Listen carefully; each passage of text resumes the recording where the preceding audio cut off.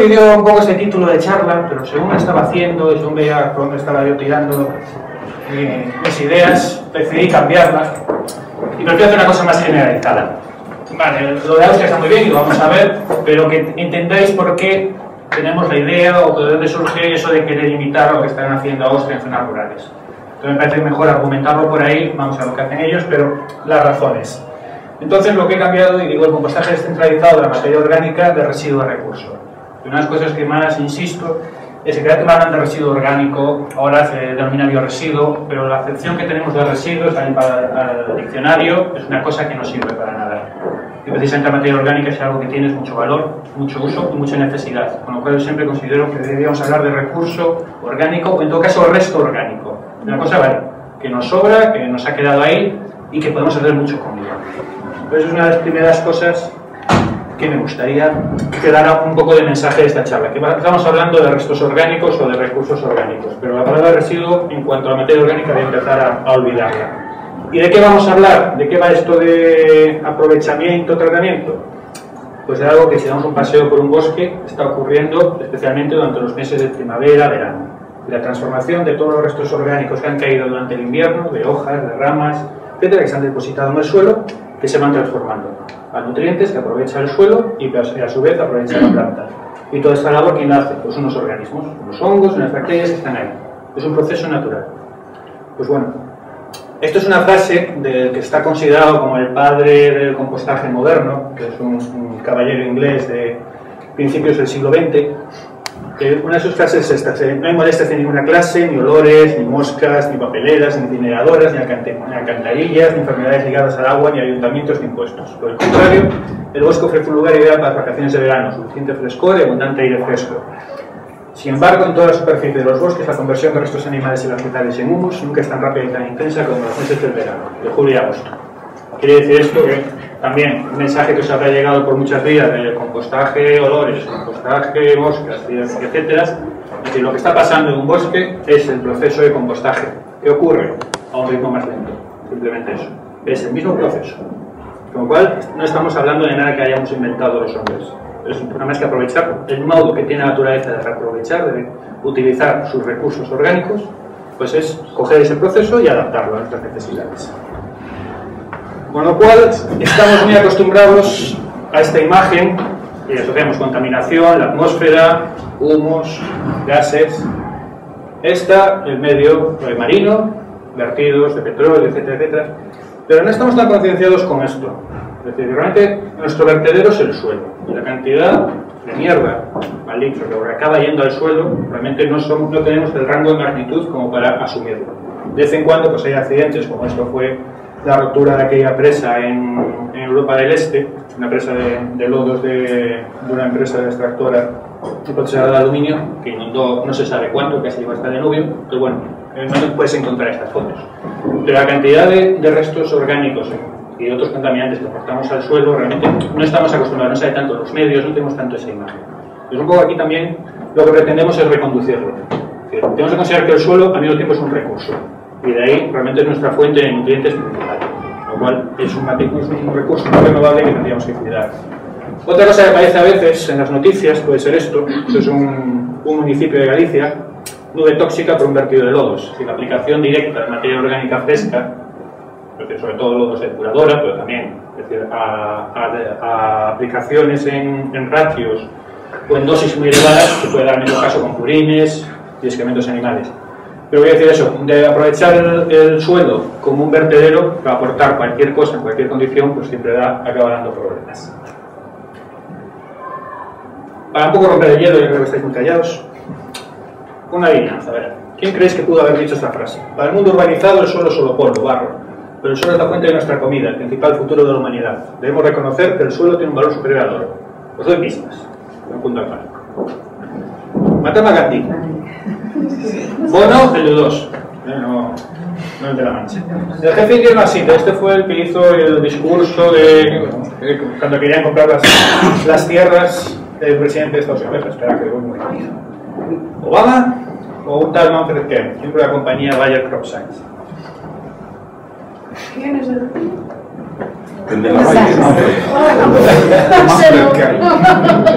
Además, límite. Exactamente. Pues fue una conferencia en Bonn en el 2008, una conferencia de las Naciones Unidas. Hizo esta afirmación: el suelo tiene un valor superior al oro. Habla del suelo fértil, obviamente, pero es la Bayer. Esto no lo ha dicho uno de Greenpeace, por decirlo así. ¿Ya veis por dónde van los tiros? ¿Por qué se dice esto del suelo tiene un valor tan importante, etcétera? Sinceramente, hablamos del suelo fértil y la fertilidad del suelo está directamente ligada al contenido de materia orgánica. Uno se produce en el otro. Pues aquí tenéis un mapa de contenido de materia orgánica, bueno, en carbono orgánico en este caso, de los suelos de Europa. Veis en negro, que serían las zonas del norte, sobre todo son las turberas, son zonas ya muy específicas. Pero después ya veis cómo va bajando los colores hacia el amarillo y al gris. Es la península ibérica, tiene bastante gris. Pero si hacemos un balance, vemos que aproximadamente el 34% de los suelos tienen entre un 1 y un 2%, y 14% de los suelos tienen menos de un 1% de materia orgánica. En total, casi la mitad están por debajo del 2% de materia orgánica. Para que hagáis una idea, un suelo para que rinda mínimamente tendría que estar entre el 3 y el 4. Si afinamos un poquito más, hacemos un zoom y nos vamos a la cuenca mediterránea, pues ya por debajo del 2%, prácticamente está todos los países que lindan con el Mediterráneo, está por debajo del 2%. Y lo puede considerar medio alto, que encima del 2%, pues bueno, lo que es en la península, pues parte de Cordillera Cantábrica, Galicia, Portugal, unas zonas de los Pirineos y manchas distribuidas por la península. Enfocamos un poquito más, y esto es un trabajo que hizo el Ministerio de Medio Ambiente en el 2004, muestrearon todas esas cuadrículas que veis ahí como muestra del suelo, se analizaron múltiples parámetros y entre ellos la materia orgánica. Vale. Para que veáis, no vais a ver desde atrás, pero os digo, los puntitos en rojo es menos del 0,8, en naranja es menos del 1,7, en amarillo está por debajo del 2,5, en verde por debajo del 3,4 y el azul es por encima del 3,4. Vale, ¿veis eso? Por encima un 3,4%, pues eso, lo que es el norte, nada más. Perdón. Un segundo, me pasé. El 50 blanco es que ahí son suelos o bien forestales o bien en zona montaña. Realmente no es zona de cultivo. El 50% de los suelos de cultivo y pastizales, menos de un 1,7% de materia orgánica. Hay un déficit generalizado. ¿Por qué? Entre otras cosas porque se han abandonado, o prácticamente este tipo de prácticas de aplicación de materia orgánica al suelo, de estiércol, que se habla, etcétera, se han abandonado. Ya sustituido por minerales, por abonos minerales. Y son prácticas agrícolas que se realizaban. Esto es una foto en Bretaña de la recogida de algas, de ribazones en las playas, para después aplicar al suelo. Son prácticas que están muy extendidas en toda Europa, pero que se han ido abandonando, con lo cual el suelo lo ha achacado. Para que veáis un ejemplo un poco más práctico, en mi tierra, Galicia, se dice que es verde, aunque arde, pero bueno.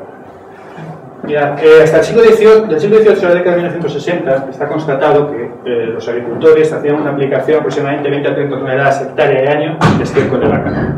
Prácticamente el 70% de su actividad a lo largo del año era la aplicación de estiércol al suelo.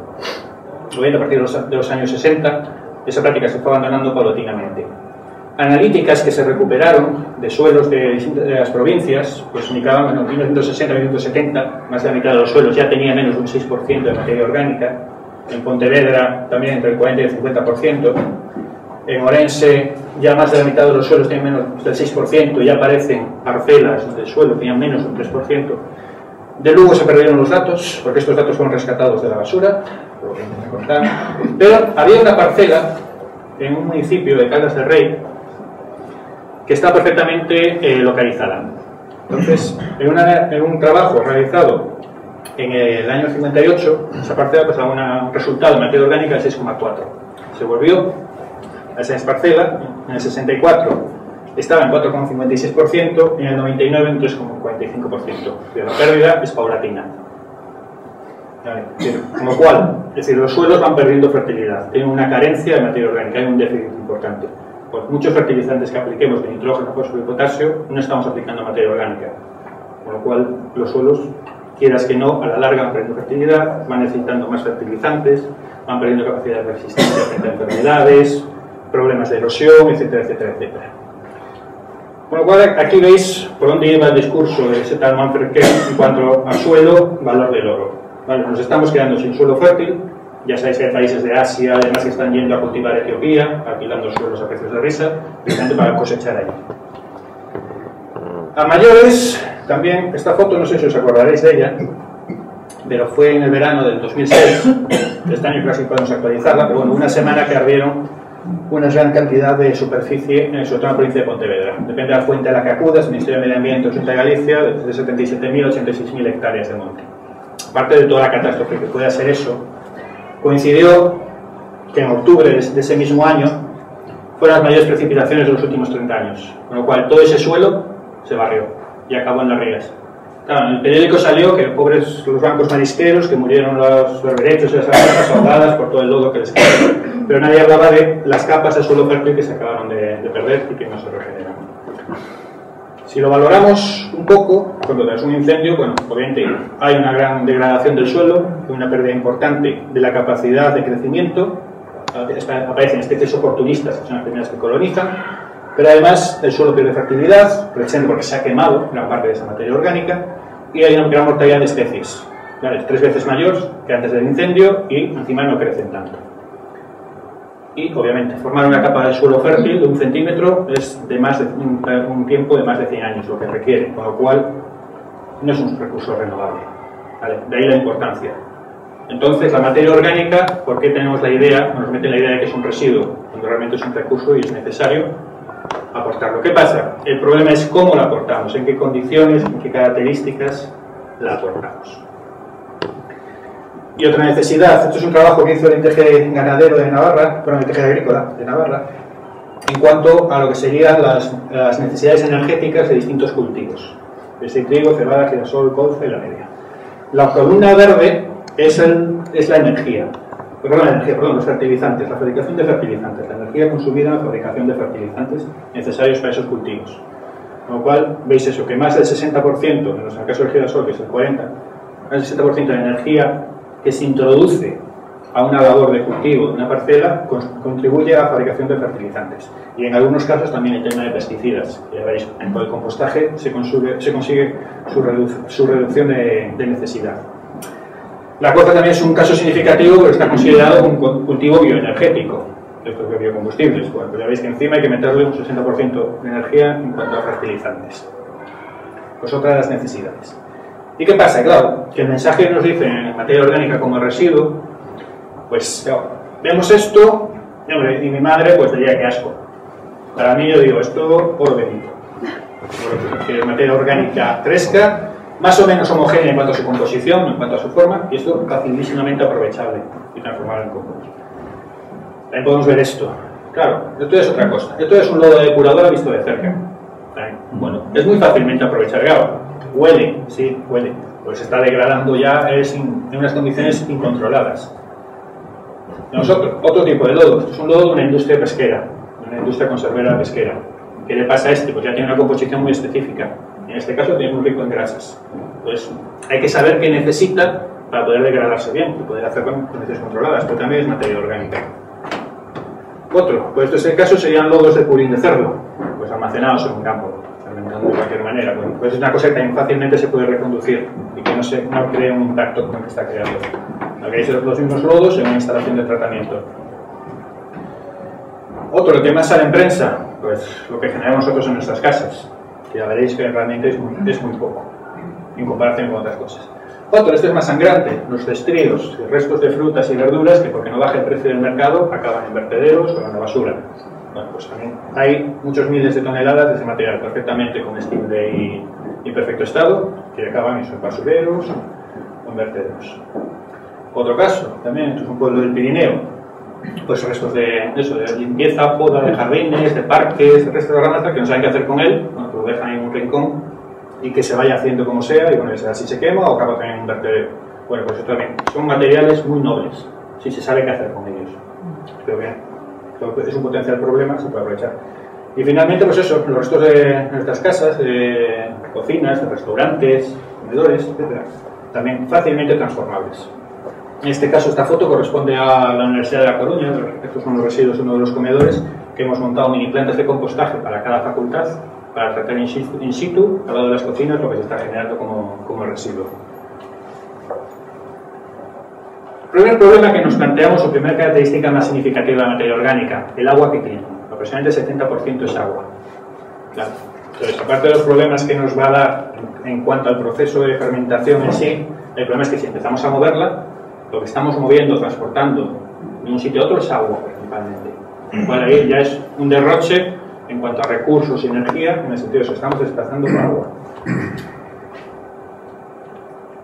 Para que os hagáis una idea, esto es un censo que se hizo de Alfonso del Val en 2011 sobre datos del 2007. Puede conseguir un censo de cuántos residuos se generan en España, es muy arduo. Y ya específico de bioresiduos, más todavía.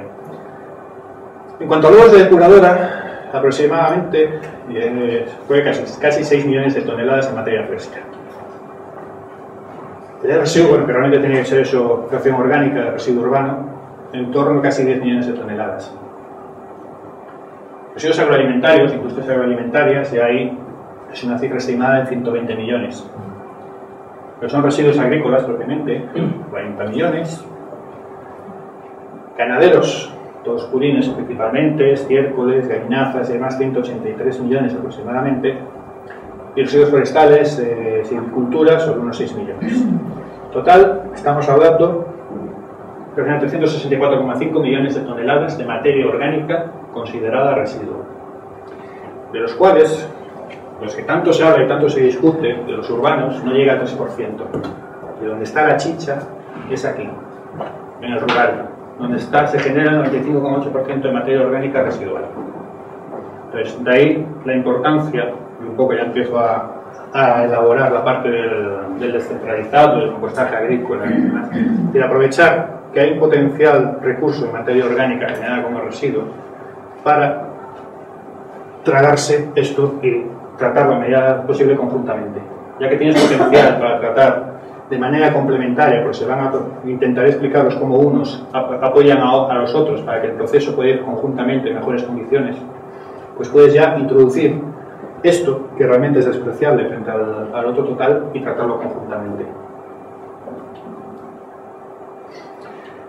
En los urbanos, la bolsa de basura, aproximadamente se considera que el 40% es materia orgánica.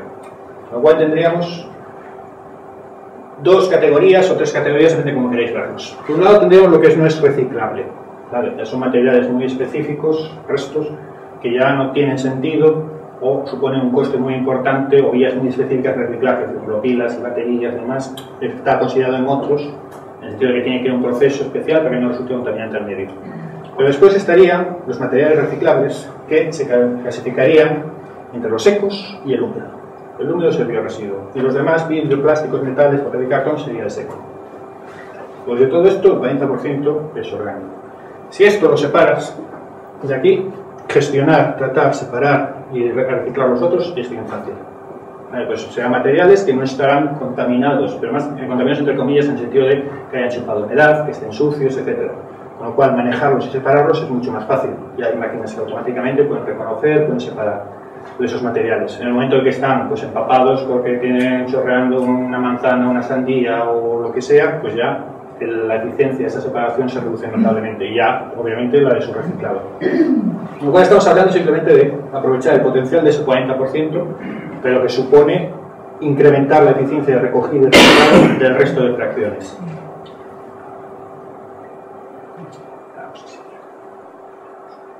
Bueno, está, me paso ahí.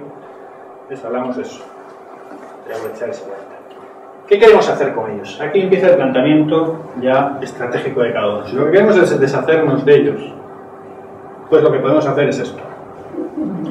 Recogida no selectiva, que se vaya por ahí, no me preocupo si tiene impurezas o no. Se transporta a grandes distancias, sitios centralizados, ¿vale? Con grandes instalaciones, y vamos a economía de proceso, que si hacemos una cosa muy grande, económicamente sale más rentable, pero no supone altos costes de tratamiento y la eficiencia es altamente cuestionable. Si lo que queremos es que ese residuo sea realmente un recurso, pues ya tenemos que cuidar muchos detalles. Vale. El primero es este, la recogida selectiva. Es decir, la contaminación, la presencia de materiales impropios, metales, plásticos, vidrios, pilas, etcétera, supone un problema no solo de transferencia de contaminantes de esa materia orgánica, sino además de separación, de tienes que introducir elementos adicionales en la instalación que tengas, por muy sencilla que sea, para poder separarlos antes o después del proceso. Estamos hablando de no mover agua, con lo cual intentar descentralizar, hacer el tratamiento in situ en la medida de todo lo posible. Con lo cual podemos ir a instalaciones de pequeña escala, con lo cual podemos reducir enormemente los costes de tratamiento, aunque aquí veremos que hay, digamos, 3 categorías de escala. ¿Qué clave hay ahí? Es lo importante del conocimiento. Yo en mis charlas, en las clases, suelo decir siempre, como decía Anguita, y como creo que somos veteranos, recordaréis lo de programa, y luego proceso.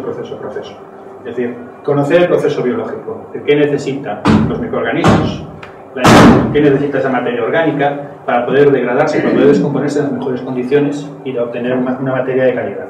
Porque es la clave, es decir, lo haces para algo, lo haces no solo para deshacerte de un residuo, sino para obtener un recurso, obtener un producto de alta calidad.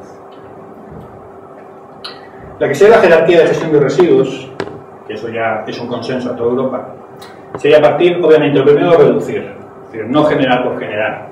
Lo primero que tenemos que intentar es reducir la cantidad de residuos de todo tipo que generamos. Después, obviamente, reutilizar en medida de lo posible. Su reciclaje. Y después entramos ya donde estaría el compostaje o la digestión anaerobia, que también es un tratamiento biológico, la posibilidad de recuperación. Y todo esto sería el desvío de residuos, de que dejan de tener la consideración de residuos porque son aprovechables, son recursos. A partir de ahí ya nos vamos a los tratamientos o las opciones de eliminación, de querer deshacernos de ellos.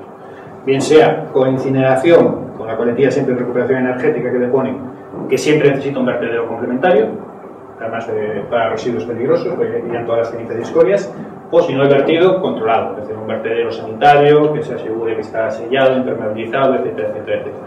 Pero eso siempre supone un derroche de material, pérdida de un recurso. ¿Y por qué tiene esa consideración de residuo la materia orgánica? ¿Por qué la vemos tan nauseabunda? Por el hecho que es putrescible, por el hecho de que fermenta, que se descompone. Que la dejamos ahí y empieza a descomponerse. ¿Y ahí qué pasa? Pues varias cosas. Por un lado, se pudre, se empieza a descomponer, empieza a fermentar porque tiene nutrientes. Con lo cual, hay organismos que se van a alimentar de ella. Hace poco leía en una revista una frase que me dio mucho ver de envidia porque no se me hubiera ocurrido a mí. Pero es que define perfectamente qué son los tratamientos biológicos. Es convencer a otro organismo de que lo que es un residuo para él es un alimento. Y eso lo podéis aplicar a la industria alimentaria. En el sentido aquí hacemos lo mismo. Es decir, lo que para nosotros es un residuo, tenemos que convencer a una serie de microorganismos, bacterias, etcétera, que se lo pueden comer. Lo cual tenemos que ponerse en las condiciones adecuadas. Si lo dejamos tal cual, estos nutrientes van a convertirse en contaminantes. Es decir, es lo de siempre, una dosis elevada de un material en una zona concentrado supone una alteración del medio, un desequilibrio del ecosistema y una contaminación. En el caso de nutrientes, pues eso, que a un medio acuífero es un problema de eutrofización, grandes nutrientes, muchos nutrientes en el medio, se consume el oxígeno del agua, el crecimiento de algas, etcétera. En los suelos pues puede contaminar capas freáticas, etcétera, etcétera, etcétera. Otro problema que tiene un exceso de nutrientes es que, obviamente, van a ser aprovechados por organismos, pero ¿quiénes son los primeros que vienen? Los oportunistas, y generalmente son los patógenos.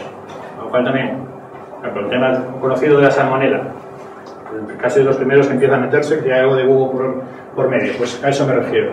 Tenemos que controlar que esos nutrientes sirvan de alimento a los organismos que nosotros queremos, para evitar que se metan los patógenos.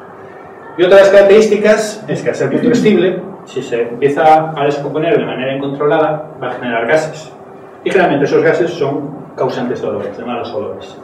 Lo cual, claro, tenemos una combinación ahí de contaminación por nutrientes, patógenos y olores, claro, nos pinta un panorama dantesco y nos da miedo. Lo simplemente es porque no sabemos cómo reconducir las condiciones que necesita esa materia orgánica para que todos esos procesos no sucedan de esa manera, para que no se generen gases causantes de olores, para que esos nutrientes no se conviertan en contaminantes y para que los organismos que estén ahí alimentándose no sean patógenos. Simplemente es eso. Y siempre recordar eso, de concentración, contaminación. Es decir, mucha materia orgánica metida aquí en esta habitación genera un problema ambiental. Si la ponemos esparcida en una gran superficie no supone un problema porque el medio la puede absorber. Pues es esto.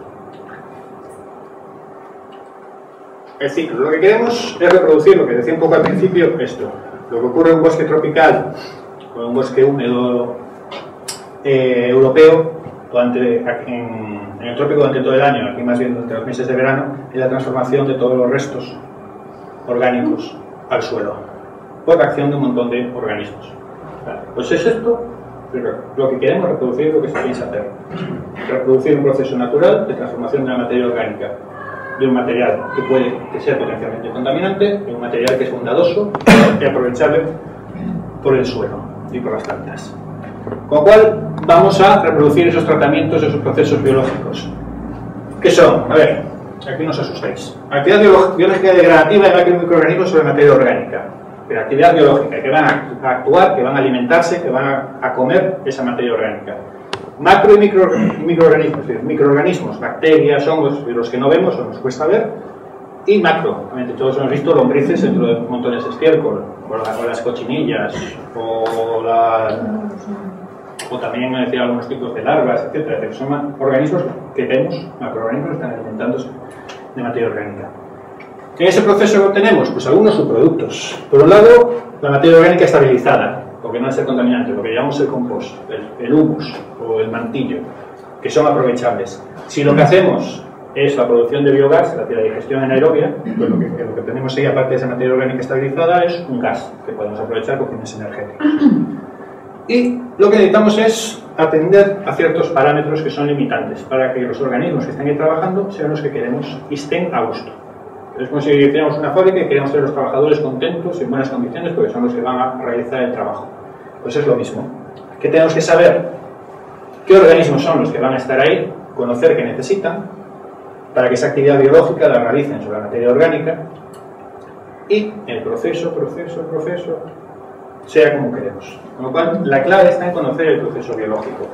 Si sabemos cómo sucede, qué necesita, es donde podemos actuar y podemos hacer que nuestro conocimiento y nuestra eficiencia en el proceso descanse más sobre controlar el proceso que sobre tener una maquinaria especializada y súper compleja que lo haga. Bien, ahí está la ventaja. Claro, si se quiere hacer bien, de cualquier manera, pues ya podéis ir a otro. Entonces, convertir un problema en un recurso, es decir, cerrar el ciclo de tal manera que esto pueda ir a huertas, al suelo, a pastos, etc. Eso es lo que pretendemos. Y lo que decía, lo que ocurre en un pantano, por ejemplo, cuando hay una gran cantidad de materia orgánica que huele mal, que por los fáculos, pues es el proceso que ocurre en la planta de digestión anaerobia, de metanización. Es exactamente lo mismo que pasa, pues un espacio más pequeño y menos tiempo, con lo cual es más eficiente. Lo que pasa en un bosque es lo que pasa en una planta de compostaje. Pero claro, obviamente, más cantidad, en menos superficie, en menos tiempo. El proceso es más activo. Con lo cual, pues es más evidente, pues el experimento de esto, por ejemplo, no es humo, es vapor de agua. Desde el calor que tiene, está evaporando agua. Pues claro, es bastante más evidente, pero simplemente es el mismo proceso. Y lo que queremos es llegar a esto. A lo que sería un mantillo, un humus, etcétera, que ya es conocido. Esto huele a tierra de bosque, no tiene ningún problema, está higienizado por el propio proceso, es decir, los organismos que hay, no hay ningún patógeno, eso es lo que queremos. Con lo cual hay un proceso de compostaje que os quiero explicar un poco brevemente. ¿Cómo vais hasta ahora? ¿Cansados? Vale, a ver. Si me lío, lo que sea, pararme. Imaginaros una partícula de materia orgánica, la que queráis, ¿vale? Un trozo de manzana, lo que sea. Tendría una composición que vamos a dividir en tres grupos para enterarnos. Lo que estaría en la elipse verde es lo que llamamos la materia orgánica lábil, la que se va a descomponer más fácilmente en azúcar, proteínas, materiales así. La elipse amarilla sería la materia orgánica que llamamos resistente. Sería la celulosa, la lignina, la madera, la paja, que son materiales que cuesta más degradarse. Esto de aquí le llamamos la materia mineral. Bueno, en nuestro caso serían los huesos, por ejemplo. Vale, es materia que no se va a ver afectada. Ser mineral no se va a aprovechar por los organismos, no se van a alimentar de ella, lo cual va a quedar inalterada. ¿Qué pasa? Ojo, por ejemplo, el tema de metales pesados, que os suena a todos, me imagino. Vale, metales pesados están aquí, materia mineral. Normalmente se expresan en concentración, es decir, cuánto hay de esto en relación a todo lo demás.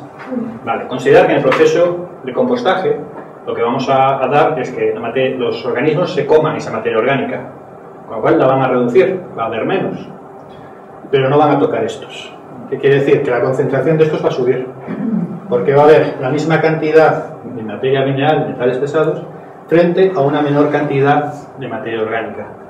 Entonces, aunque la cantidad total no ha variado, lo que sí se ha incrementado es la concentración respecto a la anterior. Con lo cual, depende de qué material estemos compostando. Por ejemplo, un caso muy concreto, los purines de cerdo pueden tener unos altísimos niveles de cobre y de zinc.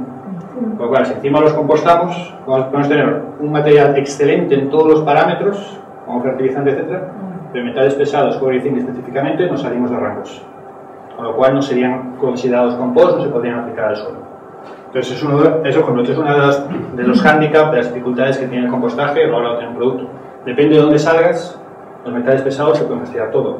En el caso del urbano, los metales pesados están directamente relacionados con el contenido, materia impropia que haya en el orgánico, metales, etcétera, que pueda haber con el orgánico. De ahí la importancia de la calidad de la recogida. Cuanto menos peso tenga, menos impurezas, mejor calidad podemos tener en el producto final. Vale, materia orgánica lábil, materia orgánica resistente. Microorganismos, los que están en el medio, es decir, ahí no añadimos nada. Los organismos están en el medio, bacterias principalmente, pero también hongos, etcétera, que se alimentan de eso. ¿Qué necesitan para alimentarse de esa materia orgánica? Agua, es decir, una humedad, una cierta humedad. Y oxígeno, porque se le considera que son, llaman aerobios, que son organismos que necesitan oxígeno para realizar todos sus procesos de descomposición, lo mismo que nosotros, respiramos. Bueno, pues ellos igual. Con lo cual, se encuentra un panorama de que tienen mucha comida, tienen humedad, hay oxígeno, empiezan a desarrollarse, empiezan a comer, empiezan a reproducirse, y hay al principio pues, una fuerte demanda de oxígeno. ¿Por qué? Porque hay mucha actividad. Lo primero que atacan, lo más fácil, la ley del mínimo esfuerzo. Vamos primero por lo más fácilmente degradable, los azúcares, las proteínas, etc. ¿Qué pasa aquí? Estas moléculas de materia orgánica, al atacar los organismos, lo que están rompiendo son los enlaces químicos. Esa energía se desprende en forma de calor. Vale, entonces de repente eso que veis son todos los montones que están calientes, humean, etcétera, viene de ahí. La energía que se libera de la descomposición de la materia orgánica. Con lo cual es un indicativo de si va bien o va mal, de temperaturas que está haciendo un proceso. Y en menor medida también atacarán las celulosas y ligninas, pero van mucho más despacio. Con lo cual digamos habría dos velocidades. Unos están atacando la lábil y otros van atacando poco a poco la otra, pero van a las velocidades. La materia mineral, como os decía, inalterada. Pues esta primera fase de fermentación, de descomposición, dura un tiempo dependiendo de cuánto haya de uno y de otro. Si hay mucho de esto, pues va a tardar menos tiempo. Si hay mucho de lo resistente, pues va a costar más tiempo que se degrade. Llega un momento que esta materia orgánica se habrá transformado para tener una primera descomposición y entrará en lo que llamamos una fase de maduración, donde hay una sucesión ecológica. Y estos organismos ya no están en un ambiente propio para desarrollarse, ya se han quedado sin recursos, se han comido todo lo que podían comer, entonces entran aquí otros. Estos son los que están más a gusto, digamos, o pueden adaptarse mejor a las condiciones, nuevas condiciones de esta materia orgánica, trabajan más despacio, porque ya no hay tanto alimento para ellos, siguen necesitando humedad, siguen necesitando oxígeno, pero la demanda no es tan fuerte, y el proceso sigue evolucionando. Aquí ya entramos en una escala de tiempo que sería como el vino, depende de lo que queramos. Tenemos un vino joven, un reserva, un gran reserva. Pues esta es la maduración del vino, sería la maduración del compost. Depende de para qué lo queramos, en cuánto tiempo lo queramos, etc. Podemos decidir si esta parte del proceso es más o menos larga. Con lo cual, una vez se concluya, es decir, la materia orgánica esté estabilizada, y hay ciertos parámetros para medirla de forma sencilla, pues tenemos al final el compost, el humus.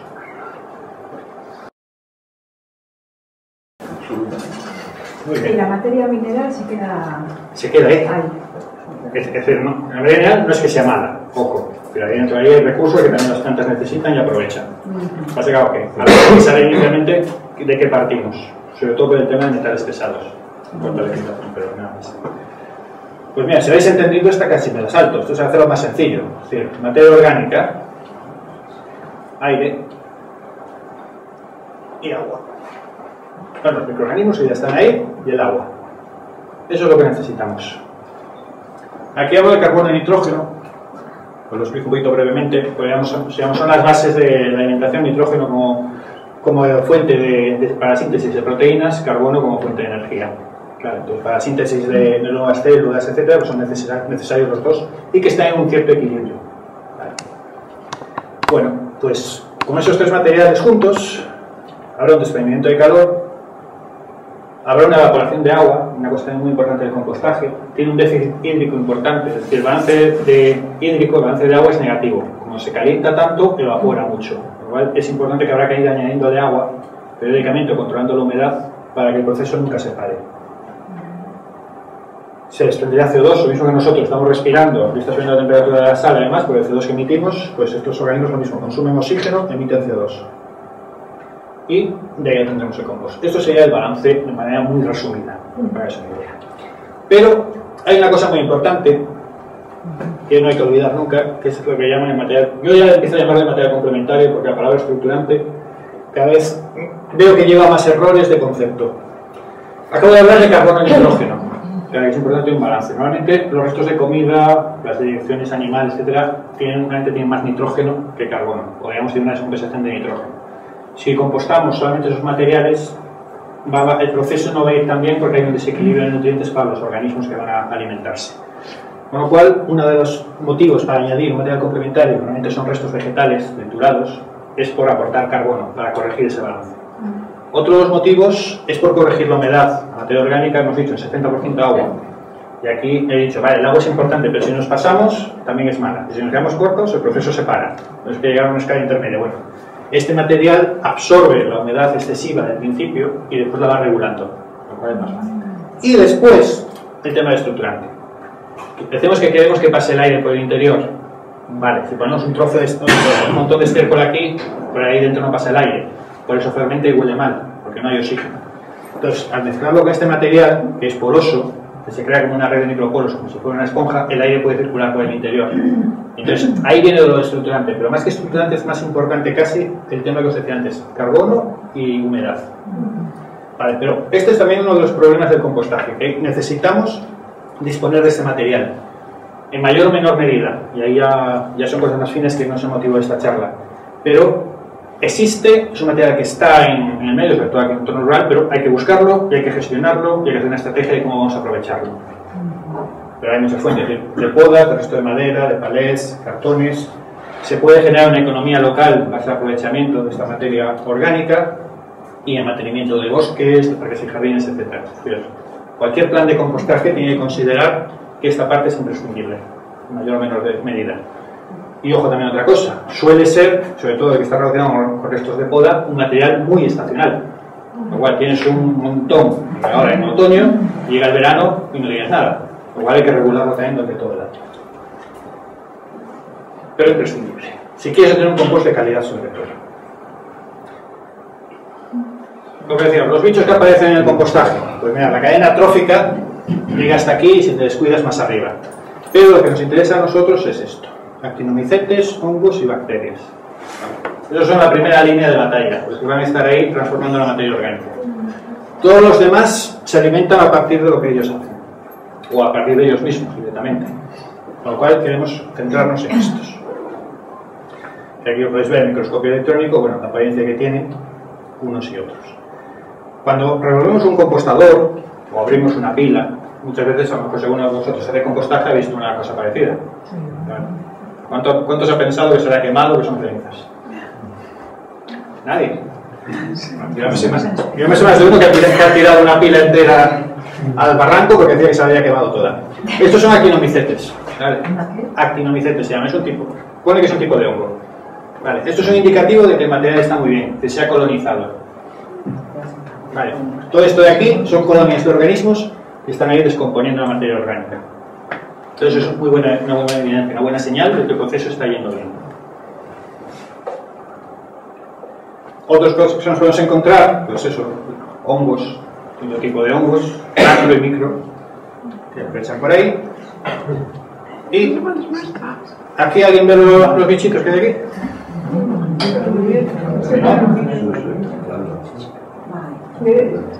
¿Y ahora? Por ejemplo, ácaros. Podéis encontrar muchísimos ácaros colonizando la superficie. Y nada de esto es perjudicial, porque es de esa cadena trófica, con lo cual están alimentándose de materia orgánica en descomposición. ¿Cuál, tío? No, en ese sentido no es problema, pero es un proceso natural. Vale, hasta aquí un poco el concepto de por qué el compostaje, la materia orgánica, que se necesita, unas cuantas pinceladas. Ahora, ¿cómo está la perspectiva, la situación? Mirad, en prensa, aunque esto son noticias más relacionadas con Galicia, pero bueno, son bastante traducibles. SOGAMA, no sé si lo sabéis, bueno, es la Sociedad Gallega de Medio Ambiente, es la que gestiona prácticamente toda la basura urbana de Galicia, y lo que hace es incinerar. Es decir, es un sistema hipercentralizado, una instalación para prácticamente toda Galicia. Bueno, noticia del 2010, tendrá pérdidas por primera vez. ¿Vale? Reconocen que dejan de ingresar casi 8 millones de euros y la situación sigue empeorando. Pero no son ellos, es que claro, sus clientes, los ayuntamientos, cada vez les cuesta más pagar las facturas de la recogida de los restos urbanos, de los residuos urbanos. Esto es una mancomunidad del Morrazo, es la península que está entre la ría de Vigo y la ría de Pontevedra, esa península, está formada por 3 municipios, que sería Cangas, Bueu y Moaña.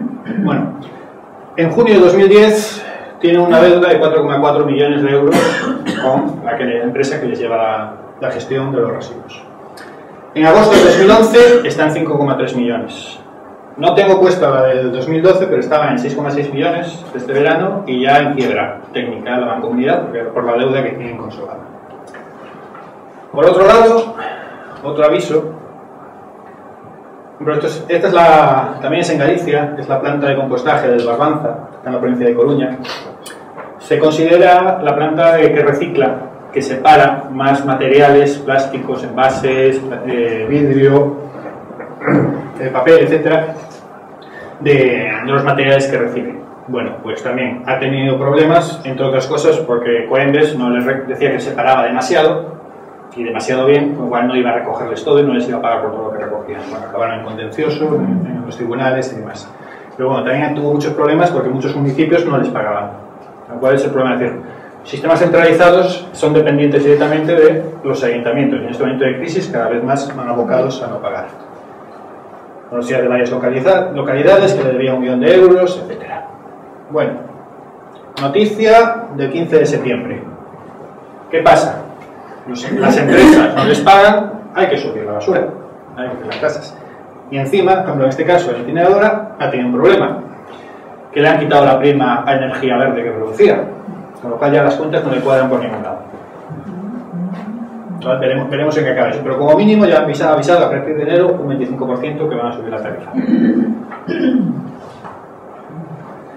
¿Y todo esto de dónde viene? Estos sistemas centralizados y demás. Pues un poco esto fue un cartel que me encontré en Canarias hace unos años, que ahí lo indica claramente cuál fue el problema. Es decir, hemos recibido un montón de fondos de la Unión Europea para cuestiones ambientales y muchos de ellos se gastó en hacer grandes instalaciones de tratamiento de residuos, enormes, costosísimas, modernísimas, pero que nadie se preocupaba si funcionaban o no. Había que hacerlas, porque había mucho dinero y gratis. Pero lo que importaba, es decir, el rendimiento, hacerlas con un modo organizado, con una estrategia definida, realmente las necesarias, etcétera, etcétera, todo eso es obvio. Con lo cual nos encontramos con los problemas que estamos teniendo hoy en día. Pero había que hacer cosas así, muy bonitas, muy modernas, con gran tecnología, eficiencia en cuanto a separación y todo eso, pero en cuanto a proceso y demás, y costes de tratamiento inasumibles, sobre todo en este momento. ¿Esa foto que es una planta de tratamiento mecánico biológico? Sí, esta es la parte de recepción. Aquí es donde llega la basura y la separan. No. Unos cuantos kilómetros de cintas para separar. Es que nos han puesto una muy bonita. Sí, después muchas. Hay unas cuantas.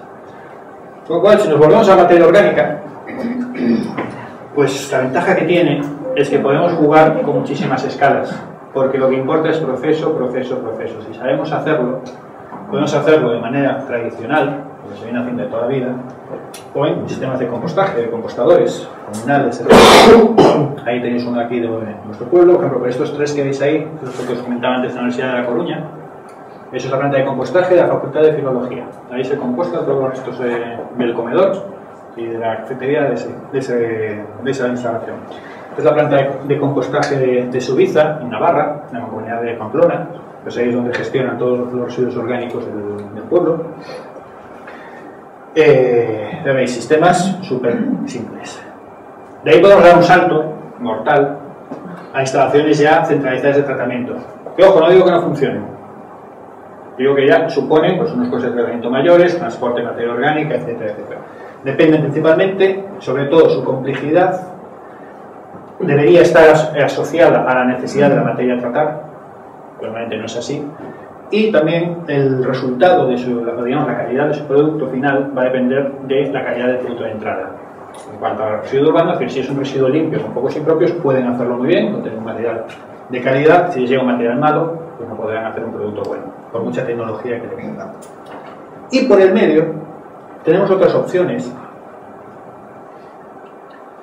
de pequeñas instalaciones que ya no son domésticas, pero son locales, descentralizadas, de pequeño tamaño, donde puedes gestionar de una pequeña comarca, de un pequeño pueblo, los restos orgánicos sin demasiados problemas, ¿vale? Y con un mínimo de necesidades técnicas, siempre eso, descansando en que sabes cómo hay que hacerlo, sabes, conoces el proceso. Vale, pues son distintos ejemplos de plantas por todo el mundo. Por ejemplo, esta de aquí arriba es una planta en Montreal, en Canadá, da servicio a un barrio, en una ciudad, y el muro que tenéis ahí es un hospital, es decir, ya un hospital dominante está dentro de un parque, al lado de la calle. Esto es Austria, que ya lo hablaremos. Esto es una planta en Santiago de Compostela, esto es una planta en Cataluña, una planta en Tenerife, en Lanzarote. Estos son modelos sencillos pero adaptados al tipo de residuo que vamos a tratar. Y como última noticia, que pongo ahí, cuando hablamos de compostaje, decía al principio que va asociado mucho tema de olores, de denuncias, de vecinos, etc. Bueno, quedaos primero con el titular, ¿vale? La policía presenta la planta ilegal de compost denunciada por los vecinos. Es en Canarias. Quejas por olores nauseabundos y contaminación. Voy a ver si habéis entendido el proceso de compostaje. Se estaba realizando la copia de materiales orgánicos al aire libre. Bueno, claro. Ahora bien, lo bueno. Así como de áridos para posterior creación mediante un sistema de mezcla de compost. ¿Vale? Mezclas áridos con materia orgánica, de arena con materia orgánica y es compost, automáticamente. Eso es una planta de compostaje para la prensa. ¿Vale? Con lo cual, es decir, mucho de la mala fama que tiene, además, el compostaje y las plantas tal, viene de cosas como esta. Bueno. ¿Alguna duda, comentario, alguna cosa? Sí. Solo una cosa, por ejemplo, ese ejemplo de los compostadores de la universidad de Francia. Lo mismo que hay un proceso y hay gente que se encarga, por así decir, de unir, habrá gente que después sepa qué utilidad darle a su producto. Ahí se tiene que encargar el municipio de repartir esa tierra y de devolver esa riqueza a la tierra. En ese caso, en el caso de Coruña, hacemos por lo menos procuramos cerrar el ciclo, en el asunto de que la materia orgánica principal son esos, los restos de orgánicos de cafeterías, comedores, etc. El material complementario de estructurante son lo de la limpieza, del mantenimiento de las zonas verdes del campus, ya juntamos esos dos, y lo que se han puesto son huertas urbanas dentro del campus, que son los que utilizan el compost. Entonces, si vamos a cerrar el ciclo. Pero sí, efectivamente, hay que buscar, vale, ¿y ese compost para qué va a servir? Para volver a el mapa, más que nada. Ese mapa de... Bueno, pues ahora cuando ya conocemos más o menos el proceso, habéis visto un poco el panorama, entonces ahora, decir, vale, ¿cómo lo aplicamos? Pues podemos ir de un ejemplo de super sofisticación, ¿vale? De una instalación con túneles de compostaje, de carga automática, descarga automática, con una máquina que entra en el interior, remueve todo el material y lo va sacando, o una cinta, etcétera, y producen esto. El color a lo mejor eso es indicativo, no voy a entrar en los detalles. Podemos irnos a cosas así. Vuelve a hacer Galicia esto, para que no haga un poco de patria. Esto es una planta que no tiene ni siquiera electricidad, ¿vale? Está a mitad del monte, como veis, y aquí gestionan restos de limpieza de monte bajo y estiércoles. El hombre este, que es un crack, ha diseñado una máquina que no solamente destroza, sino que a la vez tritura. Esto es el prototipo, ya tiene un modelo ya mucho mejor patentado y funcionando. Entonces lo que hace es, él hace el servicio de limpieza de monte bajo, material lo tritura y monta sus pilas, sus montones, y al cabo de un mes, 2 meses lo recoge y se lo lleva a su instalación y hace sus montoncitos, sus pilas, y ahí termina el proceso de madurar. Después tiene un sistema de cribado también hecho por él, movido con un motor, un tractor viejo con una Cardan, que es un que tiene ahí en esa esquina. Y lo que hace, pues eso, el cribado, el afino del material, pues ahí tenéis el tractor, para obtener el compost, que vende eso pues a viveros del norte de Portugal y sur de Pontevedra, de toda la producción que tiene. Lo cual eso, Es un modelo de planta adaptada a la necesidad tanto del residuo como a las condiciones del medio. ¿Vale? Puede hacer un material muy bondadoso con un sistema muy simple, muy sencillo. Ramón, ¿Quién? ¿dónde? ¿En qué zona de...? La Cañiza, en el precio de Pontevedra. Con lo cual, es decir, cuando hablamos de compostaje, podemos hablar de esto. Ahí se está haciendo compostaje. Y teníamos lo del ciclo que os puse antes. Tienes el agua, tienes la materia orgánica, removerlo de vez en cuando para mantenerlo aireado, que no se compacte, que puede pasar por el interior. Puedes hacerlo así perfectamente, o puedes hacerlo así también perfectamente. Esto es un sistema súper sofisticado de una empresa canadiense que lo que hace es un sistema cerrado donde el material entra por este lateral. Hay un sistema de un suelo móvil que va haciendo avanzar el material, lo remueve, le mete aire a presión para mantenerlo siempre con oxígeno, controla la temperatura, etcétera, y pues sale por el otro, de manera automática. De las dos maneras puedes hacer compost. Depende, claro, de tu necesidad de tiempo, cuánto tiempo necesitas, de que el material sea más o menos bondadoso. Por ejemplo, el residuo que os puse, aquel lodo de color blanco, que decía que una industria conservera de pescado, un material que huele mucho, rápidamente fermenta. Para eso no puedes compostarlo en cualquier sitio. Por ejemplo, en ese caso puede interesar hacerlo en un sistema cerrado, controlado, para que no haya generación de olores. Lo que decir, de cualquiera de las dos maneras podemos hacer compost. Pero, ojo, cuando hablábamos antes, os ha avanzado un poco lo del costes de tratamiento. En lo que sería la escala de capacidad de instalaciones cada vez más grandes frente a costes, tenemos un momento inicial donde las escalas muy pequeñas realmente ponemos en valor lo que cuesta el compostador, las horas que le pongas de persona, etcétera, realmente, vale, el coste sale bastante alto de tratamiento. La cosa es si después valoramos lo que te ahorras en una recogida, en transporte, etcétera. Hablamos simplemente de costes. Según esta escala va avanzando ligeramente, pues los costes se van reduciendo hasta llegar a un punto y que se vuelven a disparar, porque ya entramos en instalaciones ya centralizadas, donde ya tienes que meter mucho hormigón, mucha tecnología, costes energéticos importantes, con lo cual los costes se vuelven a disparar. Entonces, la estrategia interesante es intentar buscar tamaños de planta y sistemas de funcionamiento, o de tecnologías, o de proceso adaptadas a esas plantas, en esa escala de precios que realmente nos quedamos abajo. Con lo cual, las bases de la gestión de materia orgánica por compostaje deberían partir de eso, de que ya no sean ni siquiera residuos, porque se gestionan en casa, el autocompostaje, intentar minimizar el transporte, hablamos de, vale, pues más o menos en la zona donde se genera compostaje comunal. Después nos vamos a lo que planteamos aquí, intentar buscar el descentralizado, ¿vale? En zonas comarcales, pues ya tendríamos que irnos a grandes instalaciones, o ya los ecoparques y ya cosas faraónicas. Vale, la idea es que ahora nos desarrolla hacia arriba, que sean los óptimos. En Europa, el compostaje de la fracción orgánica de los residuos municipales, aunque esto es del 2010, pero para que hagáis una idea, sería eso, Centro Europa, y realmente Italia habría que cortarla más o menos por aquí, ¿vale?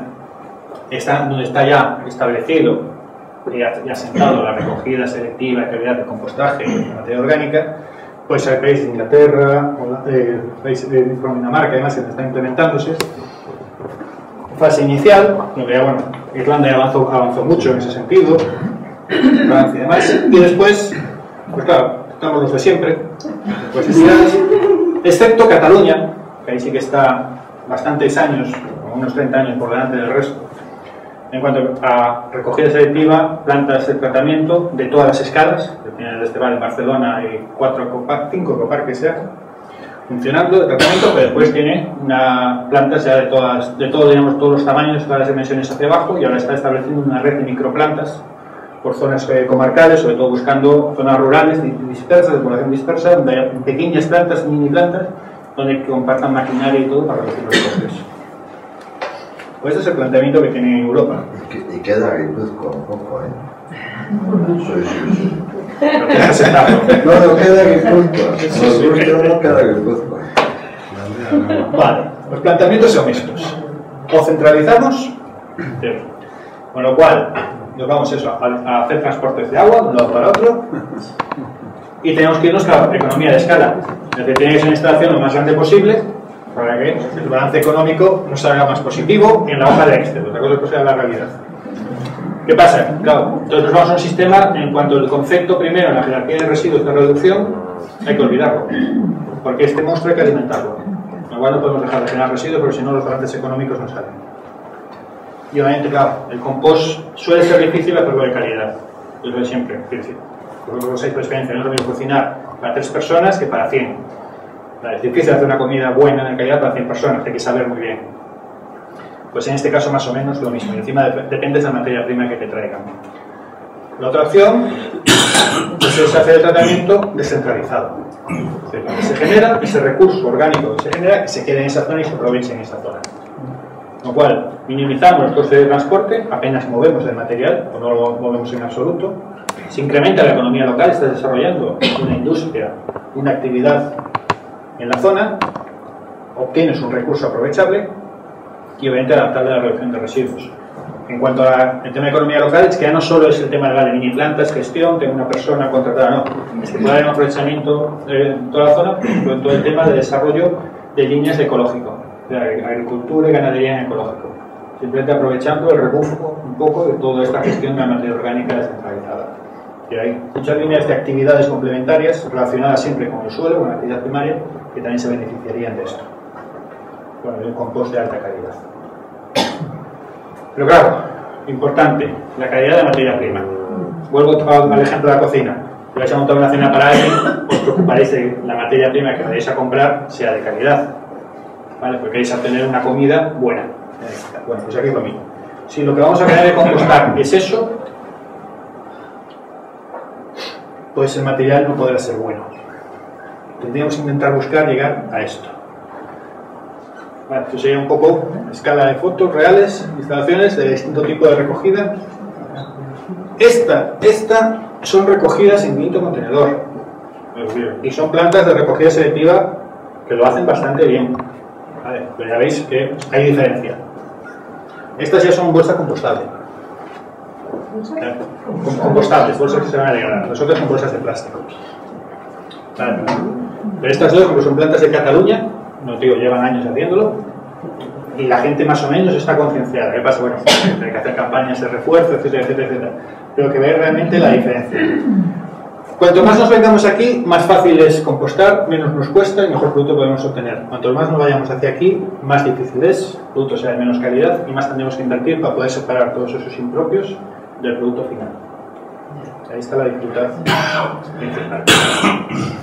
Para que veáis, esto es un estudio que realizó Enzo Fagoino, que es uno de los popes de compostaje en Europa. En cuanto a en Lombardía, la implantación de la recogida selectiva puerta a puerta en porcentaje de población frente a los costes de recogida y los costes de tratamiento. Claro, la recogida, vale, se va incrementando el coste de recogida, pero si le sumas lo que te cuesta tratar esa materia orgánica, según la materia orgánica es de mejor calidad, tiene menos impropios, el coste de tratamiento se reduce. Con lo cual, el coste global de gestión de esa materia orgánica es menor. O sea, más barato, cuanto más calidad tiene el residuo. ¿Qué se necesita para poder hacer esto? Dejando la escala doméstica, que ya sabéis, el compostaje doméstico, el comunal. Primero necesitáis un espacio, pero ojo, también se puede optimizar el espacio necesario por la reducción que tenemos del proceso. Si alguno de vosotros hace compostaje en casa habrá visto cómo aquello mengua muchísimo. Bueno, pues obviamente a nivel semi-industrial, a nivel mini planta, también tenemos el mismo proceso y la misma reducción. Maquinaria, pero mínima. Si vamos desde el tema de una azada o una horca para mover material a una pala mecánica, pero que hay palas súper pequeñas, o un tractor con pala. ¿Para qué los necesitamos? Para mover los materiales, es decir, para recogerlos, mezclarlos, de vez en cuando hay que voltearlos, hay que removerlos. Necesitamos el estructurante, el complementario, este es impepinable, y necesitamos agua, un aporte de agua. Porque decía, es un proceso que tiene un déficit hídrico muy importante. Vale, vamos a necesitar que añadirle agua para completar, para que se acabe el proceso. Con lo cual, tenemos que ser capaces de gestionarlo bien, para que al principio, cuando hay un exceso de humedad en el material, no se convierta en un problema, podamos aprovecharlo incluso, recogerlos y aprovecharlos volviendo a introducir, y al final también poder aprovechar también la humedad ambiental, precipitaciones, etcétera, y que el balance negativo que tenemos inicialmente al final al menos quede equilibrado.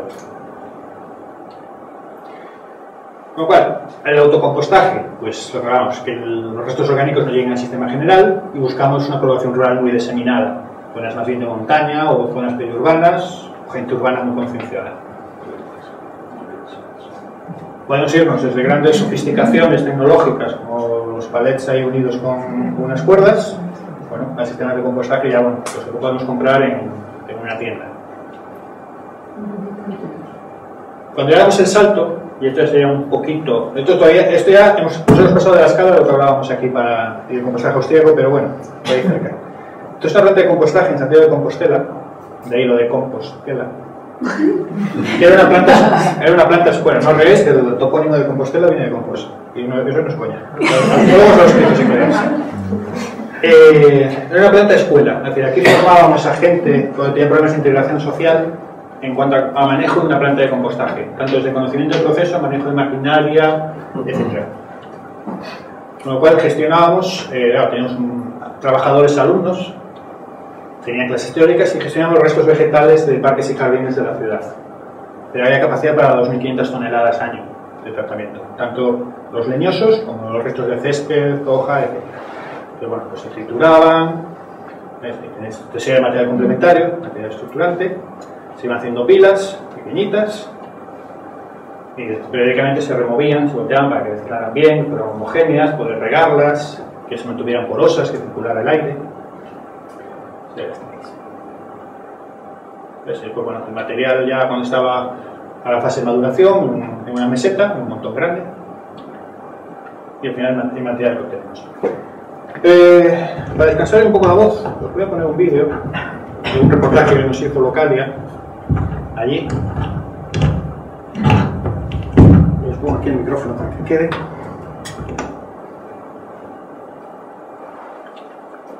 Bueno, esto es eso.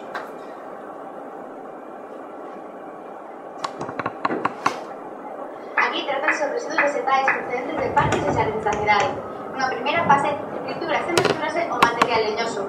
En segundo lugar, voltéase o material obtido anteriormente. Pero o máis importante é a labor de restricción laboral que cumple esta planta.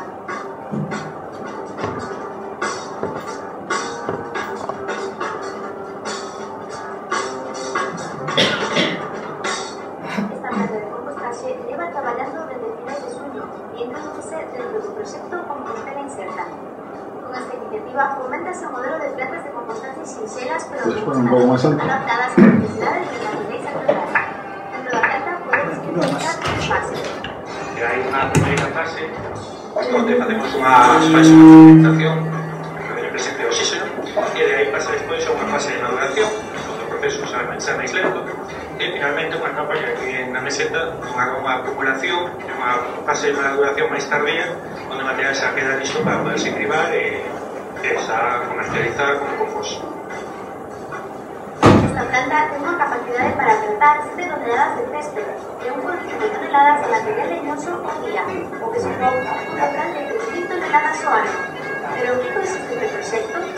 Aquí temos un sistema de tratamento moi simple de compostaxe, unha escala industrial, pero con un sistema moi sincero, para convertir eso, toda esta materia orgánica aproveitada e convertida lo que podía ser un fertilizante para enriquecer os solos con materia orgánica e microorganismos para tamén facelos menos resistentes a enfermidades, plagas e mellore a súa capacidade do solo.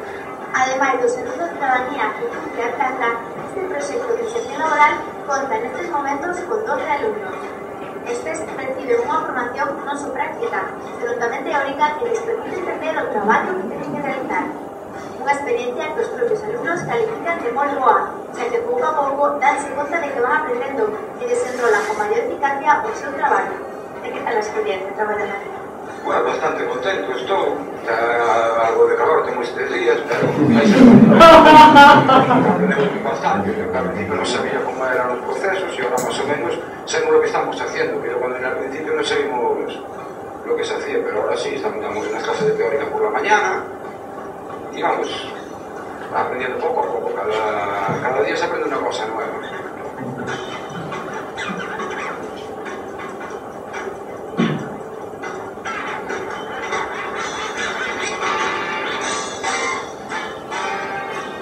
As pilas de material que ven aquí é o resultado final. Después de un cribado, sirve para un campo de golf, macetas, usos agrícolas o invernaderos.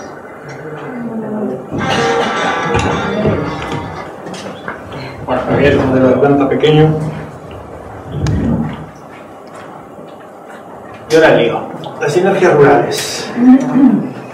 Hemos hablado de eso, que la mayor cantidad, la mayor proporción de materia orgánica residual se debe aquí, en las zonas rurales. Al mismo tiempo es la zona donde hay una mayor demanda de materia orgánica de calidad para poder devolverse al suelo en las mejores condiciones. Es un sitio donde tenemos mayor disponibilidad de terreno, teóricamente, o por lo menos fuera de los contornos urbanos. Y encima, cuando hablamos de la necesidad de material estructurante, de material complementario, las fuentes donde podemos suplirnos, utilizar, pues digamos, estarían más cerca, serían más sencillas, teóricamente siempre hablando. Vale. Por ejemplo, esto es una iniciativa que se está desarrollando en Álava, a lo mejor la conocéis, una cooperativa ganadera, Sergal, que está dando apoyo a los ganaderos en el compostaje de los estiércoles que generan. Entonces, les da servicio de asesoramiento del proceso y también tienen que hacer sus pilas y un servicio de volteo, que periódicamente va a esta máquina a removerles el material, a condicionárselo, etc. Les viene saliendo el tratamiento de transformación de 1 tonelada de estiércol a compost en torno a 1,4 euros. Y llegamos a la parte de Austria. Sí. Vale. Más o menos habéis jugado estuvo en Austria o tenéis imagen de ella, zona sobre todo montañosa, población muy dispersa, orografía complicada, etc. Bien. De todos los residuos orgánicos que generan, 1,3 millones de toneladas, el 81%, son gestionados por compostaje. ¿Vale? Primera cosa que dices, bueno, bien, van en serio, se lo creen. 552 plantas de compostaje en el país, 344 gestionadas por agricultores y ganaderos, las cuales suponen el 34% de capacidad total de pequeñas plantas. 44% de las plantas tienen un tamaño inferior a 500 toneladas anuales de biorresiduos que generan. Son plantas muy pequeñitas, muy sencillas. Vale. ¿Por qué? Porque las gestionan agricultores y ganaderos de la zona. Entonces, ellos recogen, como veréis en una foto, la materia orgánica generada en las zonas rurales, en zonas urbanas, dentro de núcleos rurales, y lo transforman, lo compostan en sus terrenos. Tienen la maquinaria, tienen material estructurante, tienen la necesidad de uso de ese compost, o si quieren lo pueden vender, y ahí lo tratamos. Pero tal es el caso que no solo en las zonas rurales, sino por ejemplo Graz, la segunda ciudad más grande de Austria, con más de 250.000 habitantes, todos sus restos orgánicos son compostados en 8 granjas de alrededor. Son recogidos en la ciudad y llevados al pueblo. El coste de tratamiento medio que les está suponiendo son 45 euros tonelada, ¿vale? En todo el país, en nuestros sistemas. ¿Qué supone esto? Pues que son los propios agricultores, ganaderos de la zona, los que hacen la recogida. Es decir, hay cubos en la calle donde se ponen los restos orgánicos y con la periodicidad que esté establecida, pues como ellos tienen su propio tractor con un remolque, un acople en la pala o lo que sea, donde van haciendo la recogida y lo transportan a sus instalaciones. Por ahí tenéis una. Son plantas muy pequeñas, hay algunas que son un poquito más grandes y pueden llegar a 2.000 toneladas, pero mayoritariamente están en escalas de 200, 500 toneladas. Eso, es decir, estamos hablando de mucho menos de 1 metro cúbico al día, lo que llega allí, para que os hagáis una idea. Pueden combinar el tratamiento de estos restos orgánicos urbanos con los suyos que tienen de ganadería y de agricultura, lo cual crean sinergias. Entonces, lo que hablábamos antes de balance de nutrientes, etcétera, pues lo pueden conseguir muy fácilmente. Pueden hacer que residuos más húmedos se composten con residuos más secos y equilibrar también, etcétera. Eso es mucho más fácil. Al mismo tiempo estás reforzando la actividad económica de la zona. Claro, porque obviamente ese agricultor o ese ganadero cobra por ese tratamiento que está haciendo, está dando un servicio, con lo cual tiene unos ingresos. Y como veis, son plantas súper sencillas.